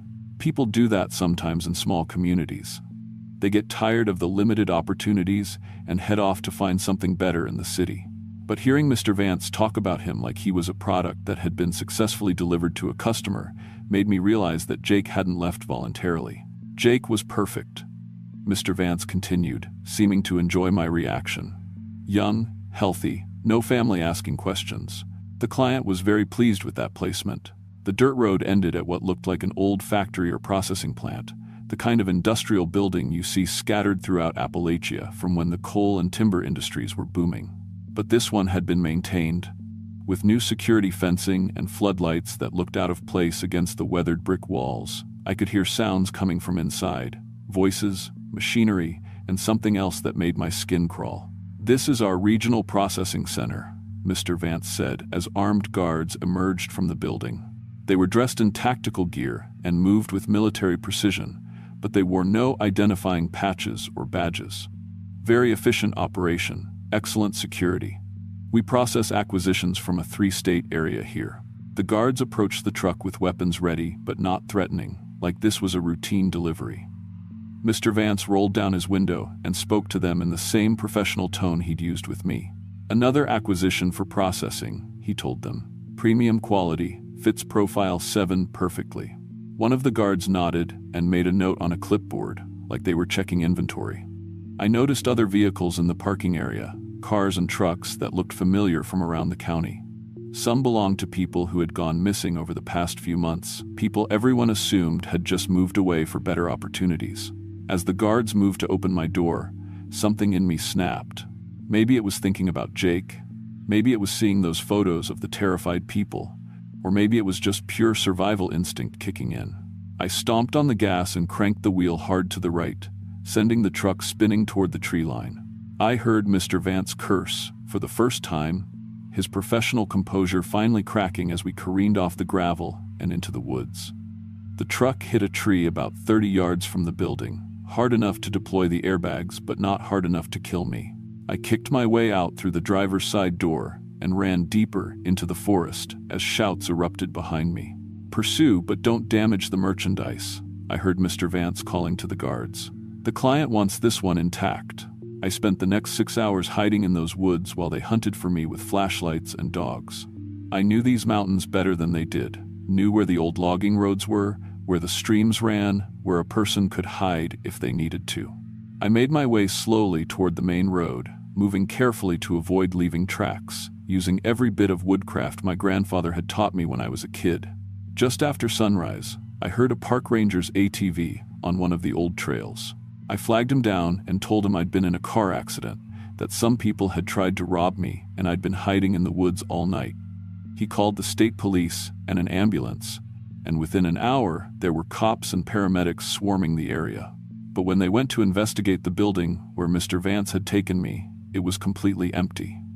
No people, no equipment, no evidence that it had been anything more than an abandoned factory. The only signs that anyone had been there recently were tire tracks in the gravel and some dark stains on the concrete floor that might have been blood. The police took my statement, but I could tell they thought I'd been in an accident and was confused or possibly suffering from a concussion. They found my truck where I'd crashed it, but there was no sign of Mr. Vance or his briefcase or his expensive tablet. No evidence of armed guards or processing facilities or anything else I'd described. The official report listed me as the victim of an attempted robbery during a breakdown assistance incident. The perpetrator was described as a white male in his 40s driving a dark Mercedes, but no arrests were made. The case was eventually filed away as unsolved, just another random crime in a region where crime statistics don't get much attention anyway. But I know what I saw, what I experienced. I know Mr. Vance is still out there, still operating his business, still collecting people from isolated communities throughout Appalachia. I've been paying attention to missing person reports from surrounding counties, and the numbers keep growing. People disappearing without explanation. People whose absences don't generate much investigation because they fit Mr. Vance's profile: young, isolated, without strong family connections. I don't work the night shift anymore. I couldn't handle driving those dark mountain roads, couldn't shake the feeling that Mr. Vance might be waiting around any curve, ready to flag down the next Good Samaritan, willing to help a stranger in distress. I got a day job at the lumberyard in town, work that keeps me around other people during normal hours. I still live alone, but I've installed better locks on my doors and windows. I keep my phone charged and with me at all times. I don't stop for strangers anymore, no matter how legitimate their distress appears to be. I've become the kind of person I was raised not to be. Someone who drives past people who might need help because I can't risk finding out if they're really victims or if they're working for someone like Mr. Vance. Sometimes I wonder about Jake, about where he ended up, what kind of client Mr. Vance delivered him to. I wonder about all the other people whose names I don't know, people who made the mistake of being kind to a well-dressed stranger with car trouble. And I wonder how many other Mr. Vances are out there, turning human trafficking into a polite business transaction for wealthy clients who pay premium prices for people nobody will miss. The authorities never found any evidence of the operation I described, but people keep disappearing from these mountains. Young people, isolated people, people whose absence doesn't generate headlines or extensive investigations. People like I used to be, before I learned that sometimes helping a stranger can cost you everything. I still drive past that factory building sometimes, even though I take a different route to work now. It looks abandoned and harmless in the daylight, just another piece of industrial decay scattered throughout Appalachia. But I know what it really was, what it might be again if Mr. Vance decides the heat has died down enough to resume operations. And every time I see a missing person report from a neighboring county, every time someone young and isolated vanishes without a trace, I think about Mr. Vance and his tablet and his professional smile, and I wonder if he's found another acquisition for his clients who pay premium prices for truly independent individuals.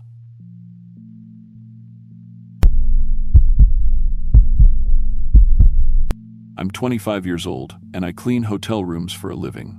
3 different places up in the mountains: the Comfort Inn, the Holiday Express, and this little place called Mountain View Lodge that probably hasn't updated their carpets since the 80s. It's not glamorous work, but it pays the bills, and honestly, I like the quiet up here. Most days, I'm driving between jobs, windows down, music playing, just me and the mountain roads. My grandmother always said these mountains had their own way of taking care of people, and I guess I believed her. Used to believe her, anyway. The thing about working multiple jobs is you're always rushing somewhere. Always checking the time, always calculating drive time between locations. That Friday afternoon in late October, I was running behind schedule. Had to finish up the 3rd floor at Comfort Inn and still make it to Holiday Express before my shift ended at 6. The leaves were just starting to turn, and the air had that crisp bite that makes you want to roll the windows down and breathe it all in. I was thinking about maybe stopping for coffee somewhere, maybe treating myself to something other than gas station coffee for once. I'd grown up about 40 minutes south of here, in a town so small it didn't even have a proper grocery store. My grandmother lived in these same mountains her whole life, raised 6 kids in a house that probably should have been condemned. But she knew everyone, and everyone knew her. She taught me that mountain people look out for each other, especially the elderly. You help when you can, she'd say, because someday you'll be the one needing help. I thought about her a lot while I was driving these roads, working these jobs that barely kept me afloat. She would have been proud that I was making it on my own, even if it wasn't easy. The hotels I worked for weren't anything special, but they stayed busy with tourists and business travelers passing through. Most of the guests were polite enough, left decent tips sometimes. The work was repetitive. Strip beds, vacuum, scrub bathrooms, restock everything, move on to the next room. But there was something satisfying about leaving each room perfect for the next person. Clean sheets, fresh towels, everything in its place. I'd gotten good at it over the past 2 years, could clean a standard room in about 20 minutes if nothing was too gross. The drive between Comfort Inn and Holiday Express was about 15 minutes on a good day, longer if you got stuck behind someone going slow or if the weather was bad. It's a winding mountain road with drop-offs on one side and rock face on the other. Not dangerous exactly, but you had to pay attention. I'd made that drive hundreds of times by then, knew every curve, every landmark. There was an old abandoned gas station about halfway, a little creek that ran under the road, and this one spot where you could see clear across the valley if the trees weren't too thick with leaves. That's where I saw her. Right at the scenic overlook spot, standing beside this big luxury sedan with the hood up. She looked to be in her 70s, maybe older, wearing a nice wool coat and sensible shoes. Her silver hair was perfectly styled, and she had this classic grandmother look about her, the kind of woman who probably baked cookies for church functions and kept photo albums organized by year. She was struggling with several heavy bags, trying to balance them while looking frustrated at her car. I didn't even think about it, just pulled over and got out. "Ma'am, do you need some help?" She looked up with this grateful expression that reminded me so much of my own grandmother. "Oh, thank you, dear. My car just died on me, and I have somewhere very important to be. I was starting to worry I'd be stranded here all evening. The bags she was carrying looked expensive, leather handles, quality material. But they were clearly too heavy for someone her age to be managing alone. Where do you need to get to? I might be able to give you a ride. Just about 20 minutes from here, she said, pointing up the mountain. There's a family gathering tonight, and I'm bringing all the photo albums. I'm sort of the family historian, you see. I keep all our precious memories safe. She smiled warmly, and I could see genuine appreciation in her eyes. My name's Mrs. Whitfield, by the way. I'm Ashley, I said, already moving to help her with the bags. And don't worry about it. My grandmother would haunt me if I left someone stranded out here. Mrs. Whitfield laughed at that, a genuine, musical sound. She sounds like a wise woman. These mountains breed good people, don't they? As I helped her load the bags into my back seat, I could see they were full of photo albums. Thick, old-fashioned ones with those magnetic pages and clear plastic covers. The kind my own family had used when I was growing up, before everything went digital. There had to be a dozen of them, maybe more. Each one looked like it was stuffed full of pictures. Goodness, that's a lot of family history, I said, trying to make conversation as we got settled in my car. 60 years worth, she said proudly, settling her purse on her lap. I've been the keeper of memories for our whole family since I was about your age. Every birthday, every graduation, every holiday, I make sure it's all documented and preserved. Someone has to, you know. Memories are all we really have in the end. I started driving in the direction she'd pointed, and she began telling me about her family, how important it was to preserve these moments, these connections between generations. She talked about her children and grandchildren with such love and detail that I found myself thinking about my own family, scattered as we were. My parents had moved to Florida after I graduated high school, and my brother was somewhere out west working construction. We talked on the phone sometimes, but we didn't have the kind of close-knit family Mrs. Whitfield was describing. Family is everything, she said, opening one of the albums in her lap. Look at this, my grandson's first steps, and here's my daughter's wedding day. Such beautiful moments. I glanced over when it was safe, expecting to see typical family snapshots. Instead, I saw something that made me do a double take. The little boy in the first steps photo looked exactly like my cousin Tommy had at that age. Same dark hair, same chubby cheeks, same little overalls my aunt had always put him in.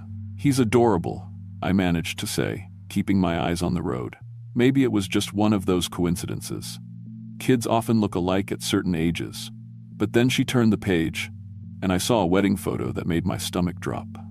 The bride looked exactly like my sister-in-law, Sarah. Not similar, identical. Same dress, same flowers, same church in the background. I knew that church. I'd been to that wedding. That's a beautiful ceremony, I said carefully. Oh yes, it was perfect. Such a happy day for our family. Mrs. Whitfield sighed contentedly, turning more pages. And here's my son, graduating from college. I was so proud. The graduation photo she showed me was impossible. The young man in cap and gown was standing in front of the exact same building where I'd graduated 3 years ago. He was wearing the same burgundy gown, the same gold tassel, standing in the exact same spot where my parents had taken my graduation photo.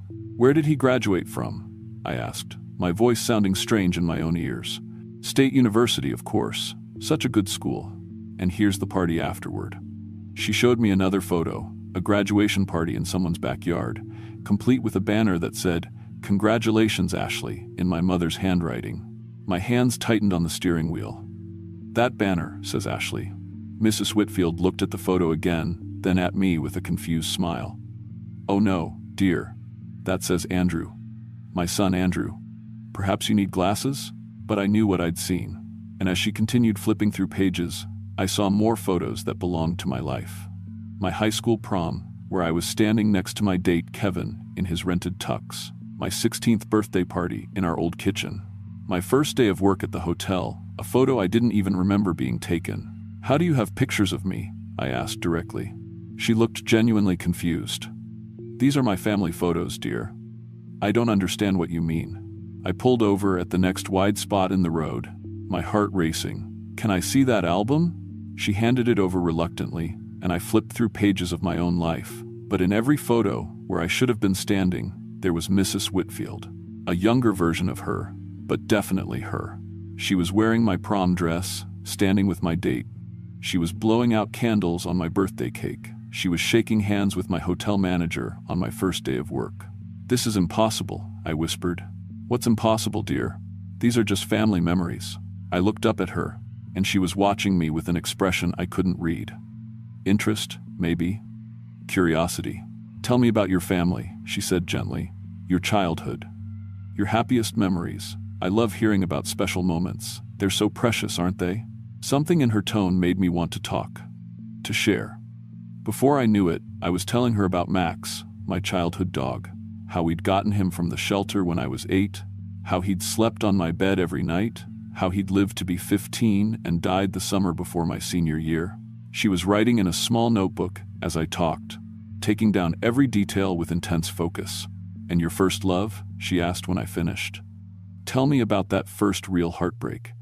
Those emotions are so raw, so powerful. I found myself describing Jake from high school, how we'd dated for 2 years, how he'd broken up with me right before prom, how I'd cried for weeks. She kept writing, kept asking for more details. What did he look like? How did he smell? What did his laugh sound like? What was the exact moment I realized I loved him? With each memory I shared, I felt a strange emptiness growing inside me. Like the memories were becoming distant, fuzzy, like watching someone else's home movies. "Such beautiful memories," she murmured, pulling out an old camera with a flash attachment. "I want to capture your expressions while you tell me these stories. Memories are so much better with visual components."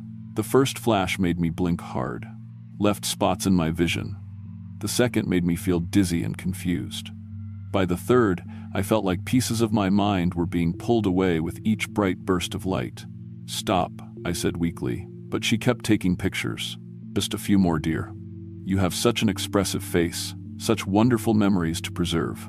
I tried to remember Max again, to picture his fuzzy brown face and floppy ears. But the image wouldn't come clearly. It was like trying to remember a dream after waking up, hazy and slipping away no matter how hard I concentrated. "I remember when we got Max from the shelter," Mrs. Whitfield said conversationally, reviewing her notes. "He was such a good dog for us, brown and white, with those sweet floppy ears. He used to sleep right on my bed every night." "No," I said, "that's my memory. Max was my dog." But even as I said it, I couldn't quite picture him anymore. The memory felt secondhand, like something someone had told me about rather than something I'd lived. She showed me the photo album again, turning to a page I hadn't seen before. There was a picture of a young girl with a brown and white dog. But the girl was Mrs. Whitfield, decades younger, and the dog was Max, my Max. But in this photo, he belonged to her. "I've been collecting memories for 60 years, she said, her voice taking on a different quality, less grandmotherly, more businesslike. "Building the most wonderful family history. The secret is finding people who are isolated, alone, people who don't have many friends to share their stories with. They're so grateful to have someone listen." I stared at her in horror as understanding dawned. "You're stealing my memories." "Not stealing, dear. Preserving. They'll live forever in my albums. That's more than most people can say about their memories." She was still taking pictures, the flash continuing to drain something essential from me with each burst. "I target people like you, working multiple jobs, no close friends, family scattered. Who's going to miss your memories? Who's going to know they're gone?" I tried to remember my mother's face, the sound of her voice calling my name. Nothing came. I tried to picture my graduation day, the pride in my father's eyes. Gone. My first kiss, my sweet 16, my last conversation with my grandmother before she died, all of it was slipping away like water through my fingers. "Please stop," I begged, but my voice sounded flat, emotionless. I couldn't remember why I was upset or what I was losing. "Don't worry," she said gently, packing up her camera. "You won't miss them. You can't miss what you don't remember having, and I'll take such good care of your memories.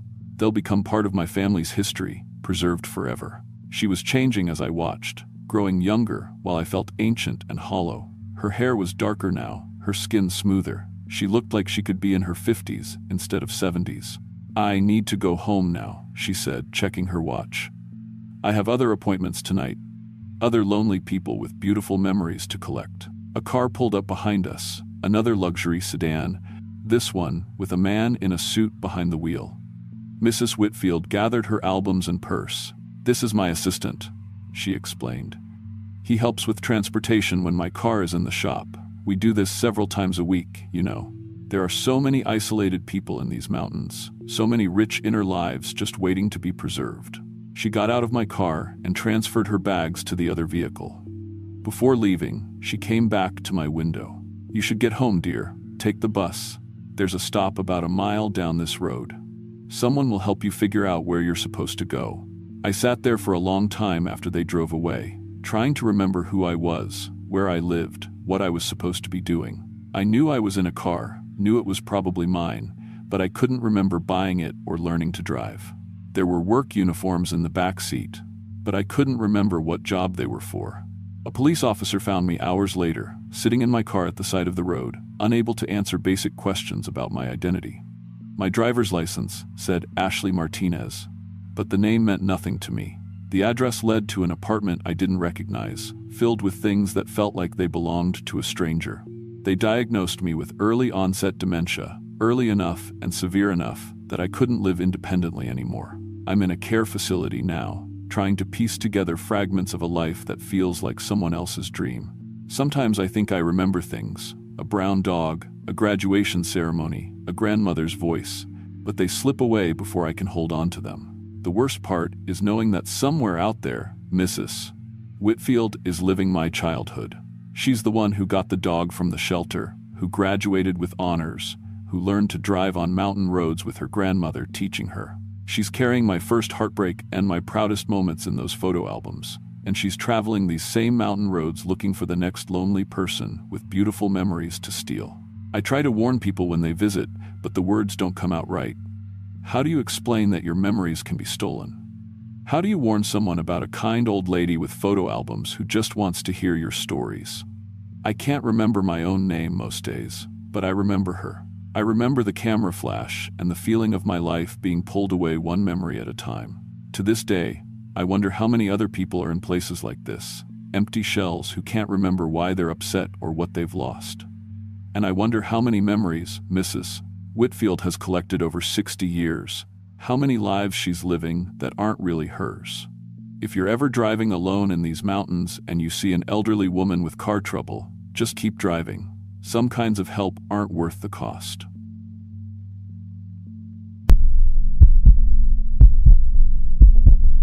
I'm 26 years old, and I work the graveyard shift at a 7-Eleven on Route 460 inches Southwest Virginia. It's not glamorous work, but it pays my bills and helps me save up for nursing school. The store sits right at the edge of Jefferson National Forest, and most nights I'm dealing with truckers grabbing coffee and energy drinks, or the occasional drunk college kid from Radford University stumbling in for snacks. What I love about the job, honestly, is the drive home. Around 3 a.m., when my shift ends, I take this winding mountain road back to my little rental house near Christiansburg. It's peaceful, just me, the radio playing softly, and these ancient mountains rolling past my headlights. I've been making that drive for almost 2 years now, and I thought I knew every curve, every landmark, every shadow those mountains could throw at me. I should probably tell you a bit about myself before I get into what happened that Tuesday morning. My name's Jenna, and I moved to Virginia from Ohio after my dad passed away. Mom remarried pretty quickly after that, and her new husband made it clear I wasn't really welcome anymore. So I packed up my beat-up Honda Civic and drove south until I found a place that felt far enough away from all that drama. The mountains reminded me of camping trips Dad and I used to take when I was little, before the cancer got him. I found work at the 7-Eleven, rented a small house from this older couple who owned about 50 acres of wooded land, and started building something that felt like a life again. The night shift suited me fine. I've always been more of a night owl anyway, and the customers were usually pretty mellow. Truckers are good people, for the most part. They'd tell me stories about places they'd been, routes they'd driven, weird stuff they'd seen on the road. Looking back now, I wish I'd listened more carefully to some of those stories. My landlords, Frank and Marie Hutchins, had lived on that property their whole lives. Frank's grandfather had homesteaded the land back in the 1922, when there wasn't much out here except logging camps and a few scattered families trying to scratch out a living from the rocky soil. They'd told me stories about the old days, how Frank's grandfather used to run a small store that served the logging crews, how there were more people living back in these hollows then than there are now. Most of the old homesteads were abandoned by the 1962nd, when the young folks moved away to find work in bigger towns. Frank would point out stone foundations and old chimneys when we'd walk the property boundaries, remnants of families that had lived and died in these mountains long before anyone thought to make it a national forest. These mountains remember everything, Marie used to say. They got long memories, and they don't much like being forgotten. The Tuesday morning when everything changed started out normal enough. I'd had a particularly annoying shift. Some drunk fraternity boys from Virginia Tech had come in around midnight and made a mess of the snack aisle, then tried to buy beer with obviously fake IDs. After they left, I spent an hour restocking and cleaning up spilled energy drinks and crushed chips. By 3 a.m., I was exhausted and ready to get home. The last customer was a long-haul trucker named Earl, who came through every couple weeks on his run between Tennessee and Maryland. He bought his usual black coffee, a pack of Marlboro Reds, and a bag of salted peanuts. "Be careful driving home tonight, honey," Earl said as he paid. "Something feels off out there. Can't put my finger on it, but 30 years of driving these roads, you learn to trust your gut." I thanked him and locked up, thinking Earl was probably just tired. Truckers sometimes get paranoid on long hauls. Too much caffeine, not enough sleep, mile after mile of empty highway playing tricks on their minds. But as I walked to my car, I noticed how quiet everything was. Usually, even at 3 a.m., you'd hear something, a truck on the interstate, an owl, maybe a coyote calling somewhere up in the hills. That morning, the silence felt thick, almost heavy, like the mountains were holding their breath. The first 15 minutes of my drive were perfectly normal. I had the radio tuned to a classic rock station out of Roanoke, and they were playing some Eagles song that reminded me of road trips with my dad. The mountain air coming through my slightly cracked window smelled like pine and damp earth. That clean, green smell that had made me fall in love with this place. I was thinking about calling in sick the next day, maybe driving down to Natural Bridge and doing some hiking. I'd been working too many double shifts lately and could use some time outdoors. That's when I saw it, or thought I saw it. About 2 miles past Miller's Creek Bridge, right where the road curves around a steep ridge, my headlights caught what looked like a person standing on the shoulder. At first, I assumed it was someone whose car had broken down, maybe a stranded motorist waiting for help. But as I got closer, something didn't look right. The figure was standing perfectly still, not waving for help, not moving at all. And despite being directly in my headlight beam, it wasn't casting a shadow on the asphalt behind it. I slowed down as I approached, trying to get a better look. The thing, and I'm calling it a thing now because I know that's what it was, appeared to be roughly human-shaped, but it was like looking at a person-sized hole cut out of reality. Where there should have been clothes, skin, hair, there was just this absolute darkness that seemed to swallow light. Even with my high beams on, I couldn't make out any details. It was like someone had taken a black marker and drawn the outline of a person, then filled it in with emptiness. As I passed, the thing turned its head to follow my car. I caught a glimpse of it in my side mirror, and my hands started shaking on the steering wheel. It wasn't just dark, it was wrong in a way that made my brain hurt to look at. Through its body, I could see the stars behind it, like it was made of transparent black glass. But transparent isn't the right word either, because you could see through it, but it was also completely, utterly dark. It was like staring at the night sky, but shaped like a person. I should have kept driving. Every rational part of my brain was screaming at me to get as far away from that thing as possible. But something made me stop. Maybe it was curiosity, maybe it was some kind of compulsion, but I found myself pulling over about 50 yards past where it was standing and putting the car in reverse. As I backed up, my headlights swept across empty road. The thing was gone. Then I heard a tap on my passenger window. I turned, and there it was, standing right next to my car. Up close, it was even more disturbing. It had the basic shape of a tall person, maybe 6.5 feet, but the proportions were slightly wrong, arms a little too long, head tilted at an angle that didn't look natural. And I could see stars through its body, like looking up at the night sky through a person-shaped window. "I need to travel," it said, and the voice seemed to come from inside my head rather than through my ears. It sounded like wind moving through a deep cave, or water running over rocks far underground. I cannot move alone in the light. Against every instinct I had, every horror movie I'd ever watched, every warning my gut was giving me, I reached over and unlocked the passenger door. The thing flowed into my car like liquid shadow, and the temperature dropped instantly. I could see my breath fogging in the suddenly freezing air. "Thank you," it said, settling into the passenger seat. It had no weight that I could feel, but the seat cushion compressed slightly, like something barely substantial was sitting there. My radio started crackling with static, and underneath the white noise, I could swear I heard voices. Distant screaming, maybe, or people calling for help from very far away. The thing reached over with what might have been an arm, and the radio went silent. "Where do you need to go?" I asked, surprised by how normal my voice sounded. Inside, I was terrified. But there was also this strange calm that had settled over me, like I was watching all this happen to someone else. "Wherever shadows are deepest," it replied, "wherever light cannot reach." As we started driving again, I noticed the streetlights going out as we passed them.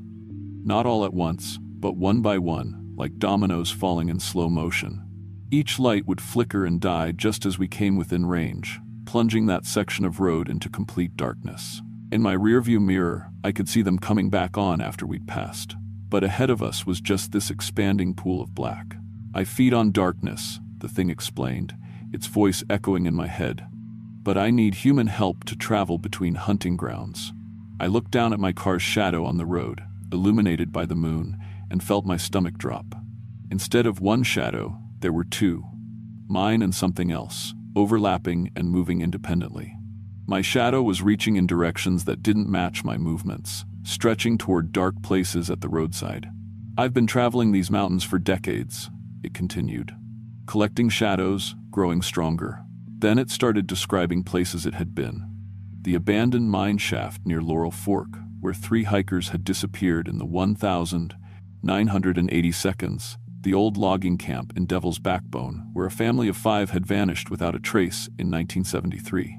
It spoke about these places like they were old friends, describing the exact spots where people had last been seen, the precise moments when their shadows had been separated from their bodies. "People think darkness is empty," it said, and I felt something cold brush against my arm. "But darkness is full of things like me." My own shadow was behaving more strangely now. In my peripheral vision, I could see it moving independently, reaching toward the glove compartment. I watched in horror as shadow hands opened it and began rifling through the contents. Registration papers, a pack of gum, a small flashlight I kept for emergencies. "Your shadow understands," the entity said, and I could hear satisfaction in that cave-wind voice. "It wants to join me in the darkness." The area around my car was becoming a void. No moonlight, no starlight, just absolute black pressing in from all sides. My headlights were still on, but they seemed to barely penetrate the darkness now, creating a tiny bubble of visibility in an ocean of nothing. "I've collected so many shadows over the years," it told me, and suddenly I could see them. Dozens of human-shaped shadows moving independently in the darkness around my car. They walked alongside us, kept pace with the vehicle, pressed against the windows with shadow hands. Some were small, child-sized, others looked like adults. All of them moved with that same wrong, tilted gait as the thing sitting next to me. "Soon you won't need your shadow anymore," it promised. "You'll become part of the darkness." I could feel it happening, some essential part of myself being drained away, becoming thin and insubstantial. When I looked at my hands on the steering wheel, they seemed translucent, like I was becoming see-through. Meanwhile, the thing beside me was growing more solid, more real, feeding on whatever makes people actual rather than just shadow. "This is how I travel," it explained. "I become human while humans become shadow." My car was moving through absolute darkness now. Even my headlights produced no light, just these faint, useless beams that disappeared into the void immediately. The dashboard lights had dimmed to nothing. The only illumination came from my phone, sitting in the cup holder with its screensaver still glowing. "Turn here," it directed, pointing toward what looked like a cave entrance carved into the mountainside. I didn't remember any caves along this route, but my hands turned the steering wheel without my permission. My shadow, now completely independent, was helping to steer. "This is where I keep my collection," it said with something like pride. Inside the cave, I could see them all, dozens of shadow people, moving without bodies, trapped in eternal darkness. They pressed against the car windows as we drove deeper, their faces blank spaces where features should have been, reaching for me with desperate shadow hands. "You'll like it here," the entity assured me. "No light, no pain, just peaceful darkness forever." That's when I remembered my phone. With the last bit of will I had left, while my shadow was busy helping the thing steer us deeper into the cave, I grabbed my phone and turned on the flashlight. White LED light flooded the car interior, and the entity screamed, not with sound, but with a psychic shriek that felt like nails on a chalkboard inside my brain. "The light burns," it shrieked, its form breaking apart like smoke. "Turn it off, you're destroying me." My shadow snapped back to my body with a painful jolt that felt like getting hit by a truck, but suddenly I felt solid and real again. The cave entrance disappeared, revealing we were just parked on the side of Route 460, maybe a quarter mile from where I'd first seen the thing. I drove straight home with every light in my car blazing. Headlights, high beams, hazard lights, interior lights, everything. I held my phone's flashlight in one hand while steering with the other. As I drove away, I could hear the entity's voice following me, fainter now but still there. "I know where you live now. I know your shadow." For weeks afterward, my shadow continued moving wrong. It would reach for dark corners when I wasn't paying attention, stretch toward deep shadows under furniture or in closets. I started carrying multiple flashlights and installed floodlights around my rental house. Frank and Marie noticed the changes. The lights, the way I'd only visit during broad daylight, my refusal to walk their wooded property after sunset. "Something got after you, didn't it?" Marie asked one afternoon when she brought over a casserole. "Something from the deep places."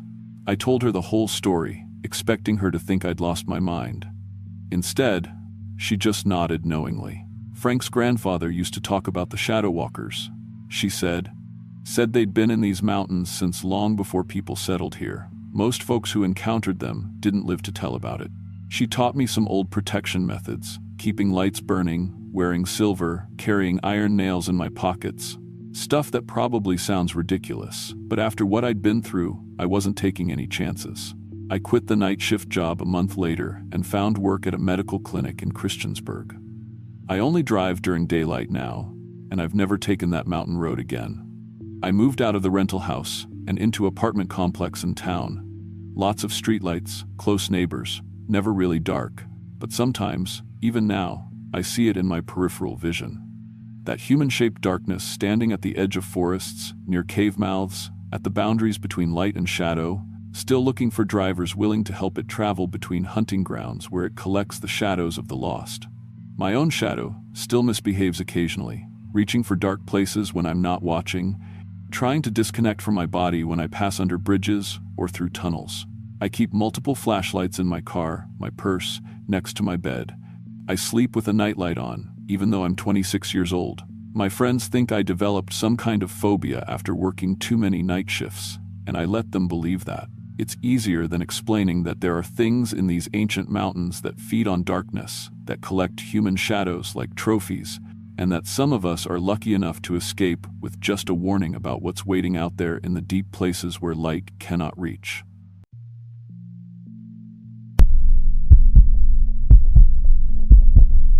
I'm 27 years old and manage a small diner in Pikeville, Kentucky. It's not the life I thought I'd have by now, but after getting rejected from culinary school and watching my savings disappear, it pays the bills. The Moonlight Diner stays open until 1:30 a.m. on weekends, catching the bar crowd and late shift workers from the coal processing plant outside town.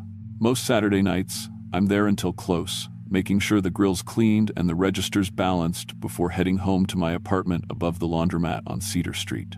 The drive home takes exactly 12 minutes if you follow Mountain View Road through the valley. I've done it so many times I could probably do it with my eyes closed. Leave the diner at 2:05, hit the main road by 2:07, pull into my parking spot by 2:17. Same routine every Saturday night for the past 8 months. It's one of those habits you don't really think about. Your body just goes on autopilot while your mind processes the day. That particular Saturday in October had been our busiest night in months. High school football playoffs meant half the town showed up for victory burgers and milkshakes after the game. I was exhausted, my feet ached, and I smelled like fryer oil and coffee. All I wanted was to get home, take a hot shower, and fall asleep watching Netflix until my Sunday shift started at noon. I've always been pretty routine-oriented, maybe to a fault. My ex-girlfriend Sarah used to say I was too predictable, that I never did anything spontaneous. She wasn't wrong. I eat the same breakfast every morning, take the same route to work, even park in the same spot at the grocery store. My dad always said creatures of habit live longer, though considering he died at 52 from liver failure, maybe his advice wasn't worth much. The apartment I rent is nothing special, a one-bedroom unit with thin walls and a view of the parking lot. You can hear everything, the washing machines and dryers running downstairs until midnight, Mrs.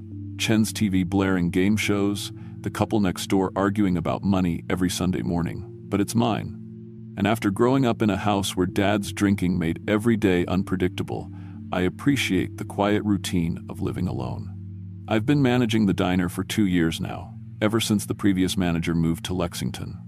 It's honest work, and Maria, my assistant manager, makes the job bearable.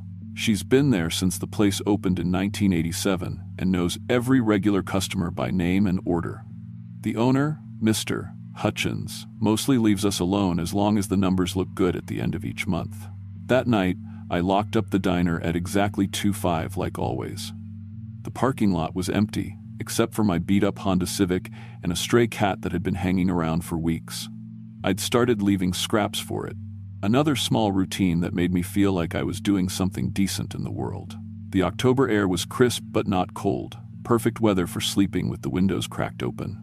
I pulled out of the parking lot and onto Mountain View Road, my headlights cutting through the darkness ahead. The radio was playing some late-night talk show, the volume low enough that it was just background noise. I was thinking about whether I had enough milk for cereal in the morning when I saw him. He was standing under the broken streetlight about half a mile from town, right where the road starts climbing towards Cedar Street.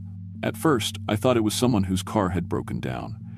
People get stranded out there pretty regularly since cell service is spotty in the valley. As I got closer, though, something made me slow down instead of just driving past. The guy looked to be about my age, maybe a little younger. He was wearing khakis and a blue button-down shirt, the same outfit I had on under my work apron. Even his sneakers looked identical to mine.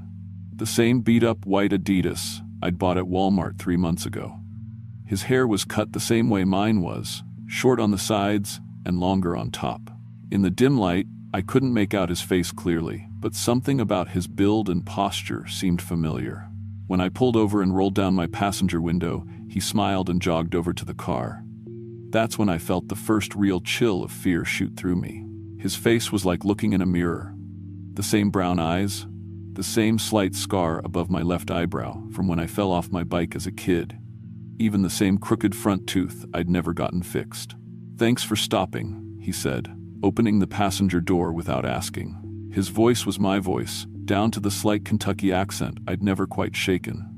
"I've been waiting for you specifically." I should have driven away right then. Every instinct I had was screaming at me to gun it and get out of there, but he was already in my car, buckling his seatbelt like this was completely normal. My hands were gripping the steering wheel so tight my knuckles had gone white. "How did you know I was coming?" I managed to ask. My voice sounded strange in my own ears, like hearing a recording of yourself and realizing you don't sound the way you think you do. "Because you always drive this route at 2:07 a.m. on Saturdays," he said, checking the clock on my dashboard. It was 2:07 exactly. "You're very predictable, Jake." I hadn't told him my name. I definitely hadn't told him my schedule. But there he was, sitting in my passenger seat like we'd known each other for years, smiling that smile that was exactly like mine except somehow all wrong. "I don't understand," I said, but I was already putting the car back in drive. My body was moving on autopilot again, following the same route home I'd taken hundreds of times before. "Who are you?" "I've been watching you for months," he said calmly, like he was talking about the weather. "Learning your routine, your habits, your life. I know you manage the diner. I know you live alone in apartment 4B above Chen's laundromat. I know you leave work at 2:05 every Saturday and get home at 2:17. My mouth went dry. Those details weren't exactly secret, but they weren't things a random stranger would know either. And the way he said it, so matter-of-fact, made it 10 times worse than if he'd been threatening or aggressive. "I know about Sarah," he continued. "How she left you 6 months ago because she said you were emotionally unavailable. I know about your father's drinking problem and how you found him passed out in his own vomit more times than you can count. I know you applied to culinary school in Louisville twice and got rejected both times." Each detail hit me like a physical blow. These were things I'd never told anyone in Pikeville, private failures and embarrassments I kept locked away. Sarah and I had been together for 3 years, but we'd broken up right before I moved to town. My dad's alcoholism wasn't exactly a secret, but the specific details of what living with him had been like, that was something I'd never shared with anyone. "I know you think about ending it sometimes," he said quietly, standing on your balcony late at night, looking down at the parking lot 4 floors below. I felt like I was going to throw up. That was my darkest secret, the thought that crept into my head during my worst moments. The balcony in my apartment was small, just big enough for a chair and a plant I kept forgetting to water. But on bad nights, nights when the loneliness felt too heavy and the future looked too bleak, I'd stand out there and look down at the concrete below. "How do you know that?" I whispered. "Because I'm going to be you," he said simply, "and you're going to be nothing." I tried to pull over, to stop the car and get out, but my hands wouldn't obey me. They kept steering straight ahead like someone else was controlling them. I could feel my fingers wrapped around the steering wheel, could see my reflection in the rearview mirror, but it was like watching someone else drive my car with my hands. He reached into his jacket pocket and pulled out a wallet, a set of keys, and an iPhone. They looked exactly like mine. Same black leather wallet with the tear in the corner, same keychain with the little flashlight my mom had given me before she died, same phone case with the crack across the back from when I dropped it in the diner parking lot. I looked down at my own pockets. My wallet was gone, my keys were missing, my phone wasn't there anymore. But I could still feel them in my hands, could still see them sitting in his palm like they'd always belonged to him. "It's already starting," he said, examining my driver's license with my name and address printed on it. "Soon, everyone will remember me as Jake, and you'll just fade away."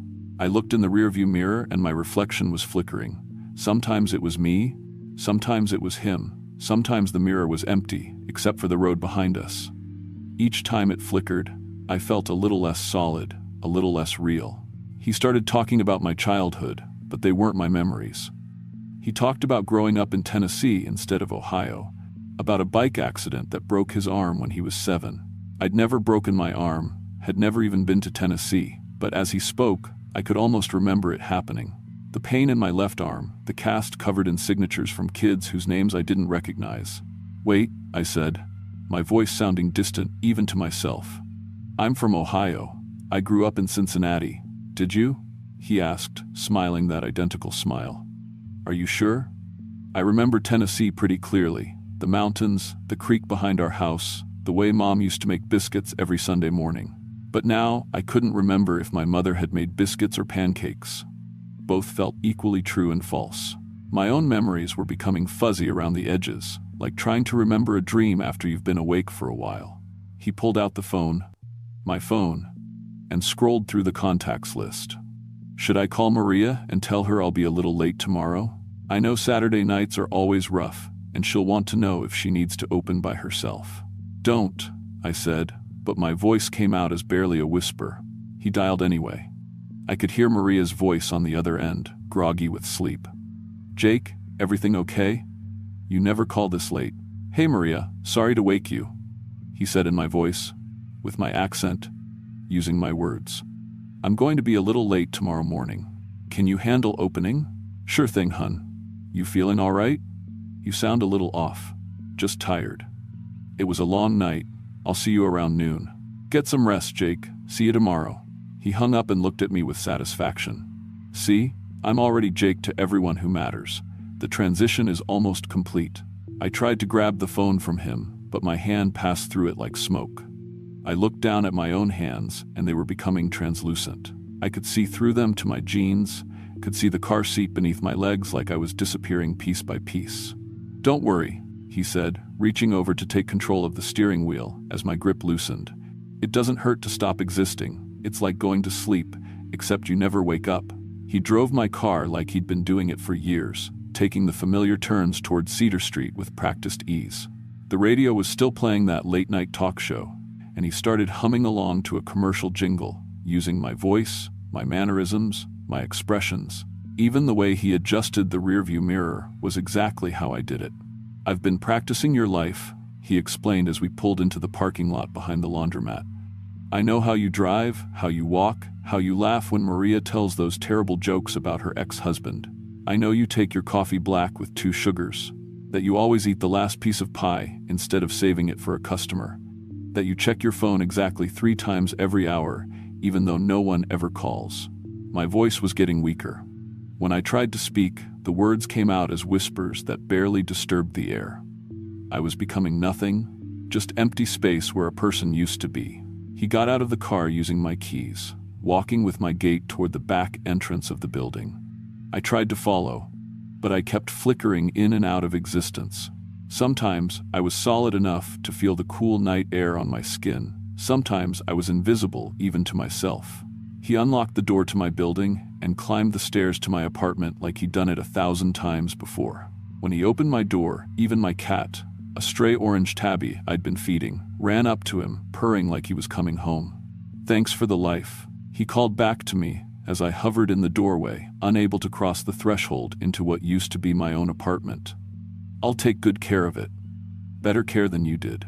I tried to scream, to call out for help, but no sound came out. I was becoming nothing, just empty air where Jake used to be. I watched him move around my apartment with complete familiarity, making coffee, using my routine, checking my mail, feeding my cat with the same food I always used. Everything he did was exactly how I would do it, but somehow better, more confident, more at ease. When morning came, I saw Mrs. Chen from downstairs knock on his door to complain about noise from the night before, a conversation that happened every few weeks like clockwork. She saw him and smiled, calling him Jake like nothing had changed. He apologized with my voice, promised to keep it down, made the same jokes I always made about her soap operas being louder than anything I could do upstairs. I watched him get ready for work, putting on my spare uniform, checking his appearance in my mirror. When he left for the diner, my neighbors in the hallway called out, "Morning, Jake," like they'd been doing it for months. He waved back with my hand, smiled with my face, and drove away in my car to live my life. But I was still there, or what was left of me. I exist sometimes as a flicker in mirrors, a shadow that appears in photographs for just a frame before disappearing. I watch him be a better version of me while I fade a little more each day. He's more confident with customers, funnier with Maria, even managed to ask out that waitress from the coffee shop across the street. Something I'd been too scared to do for months. To this day, I still don't know what he was or where he came from. Sometimes I think I see others like him on those mountain roads, standing under broken streetlights, waiting for the next routine-bound soul to drive past at exactly the right time. Perfect copies looking for lives to steal, identities to consume, existences to erase. I tried to warn people at first, tried to flicker long enough to leave messages or signs, but no one could see me. And even if they could, who would believe a story like this? Who would believe that someone could just take your entire life and make everyone forget you ever existed? The worst part isn't being invisible or voiceless. It's watching him live my life better than I ever did, knowing that somewhere on those dark mountain roads, he's probably looking for the next life to steal, the next person whose routine is so predictable that they might as well be standing still, waiting to be replaced.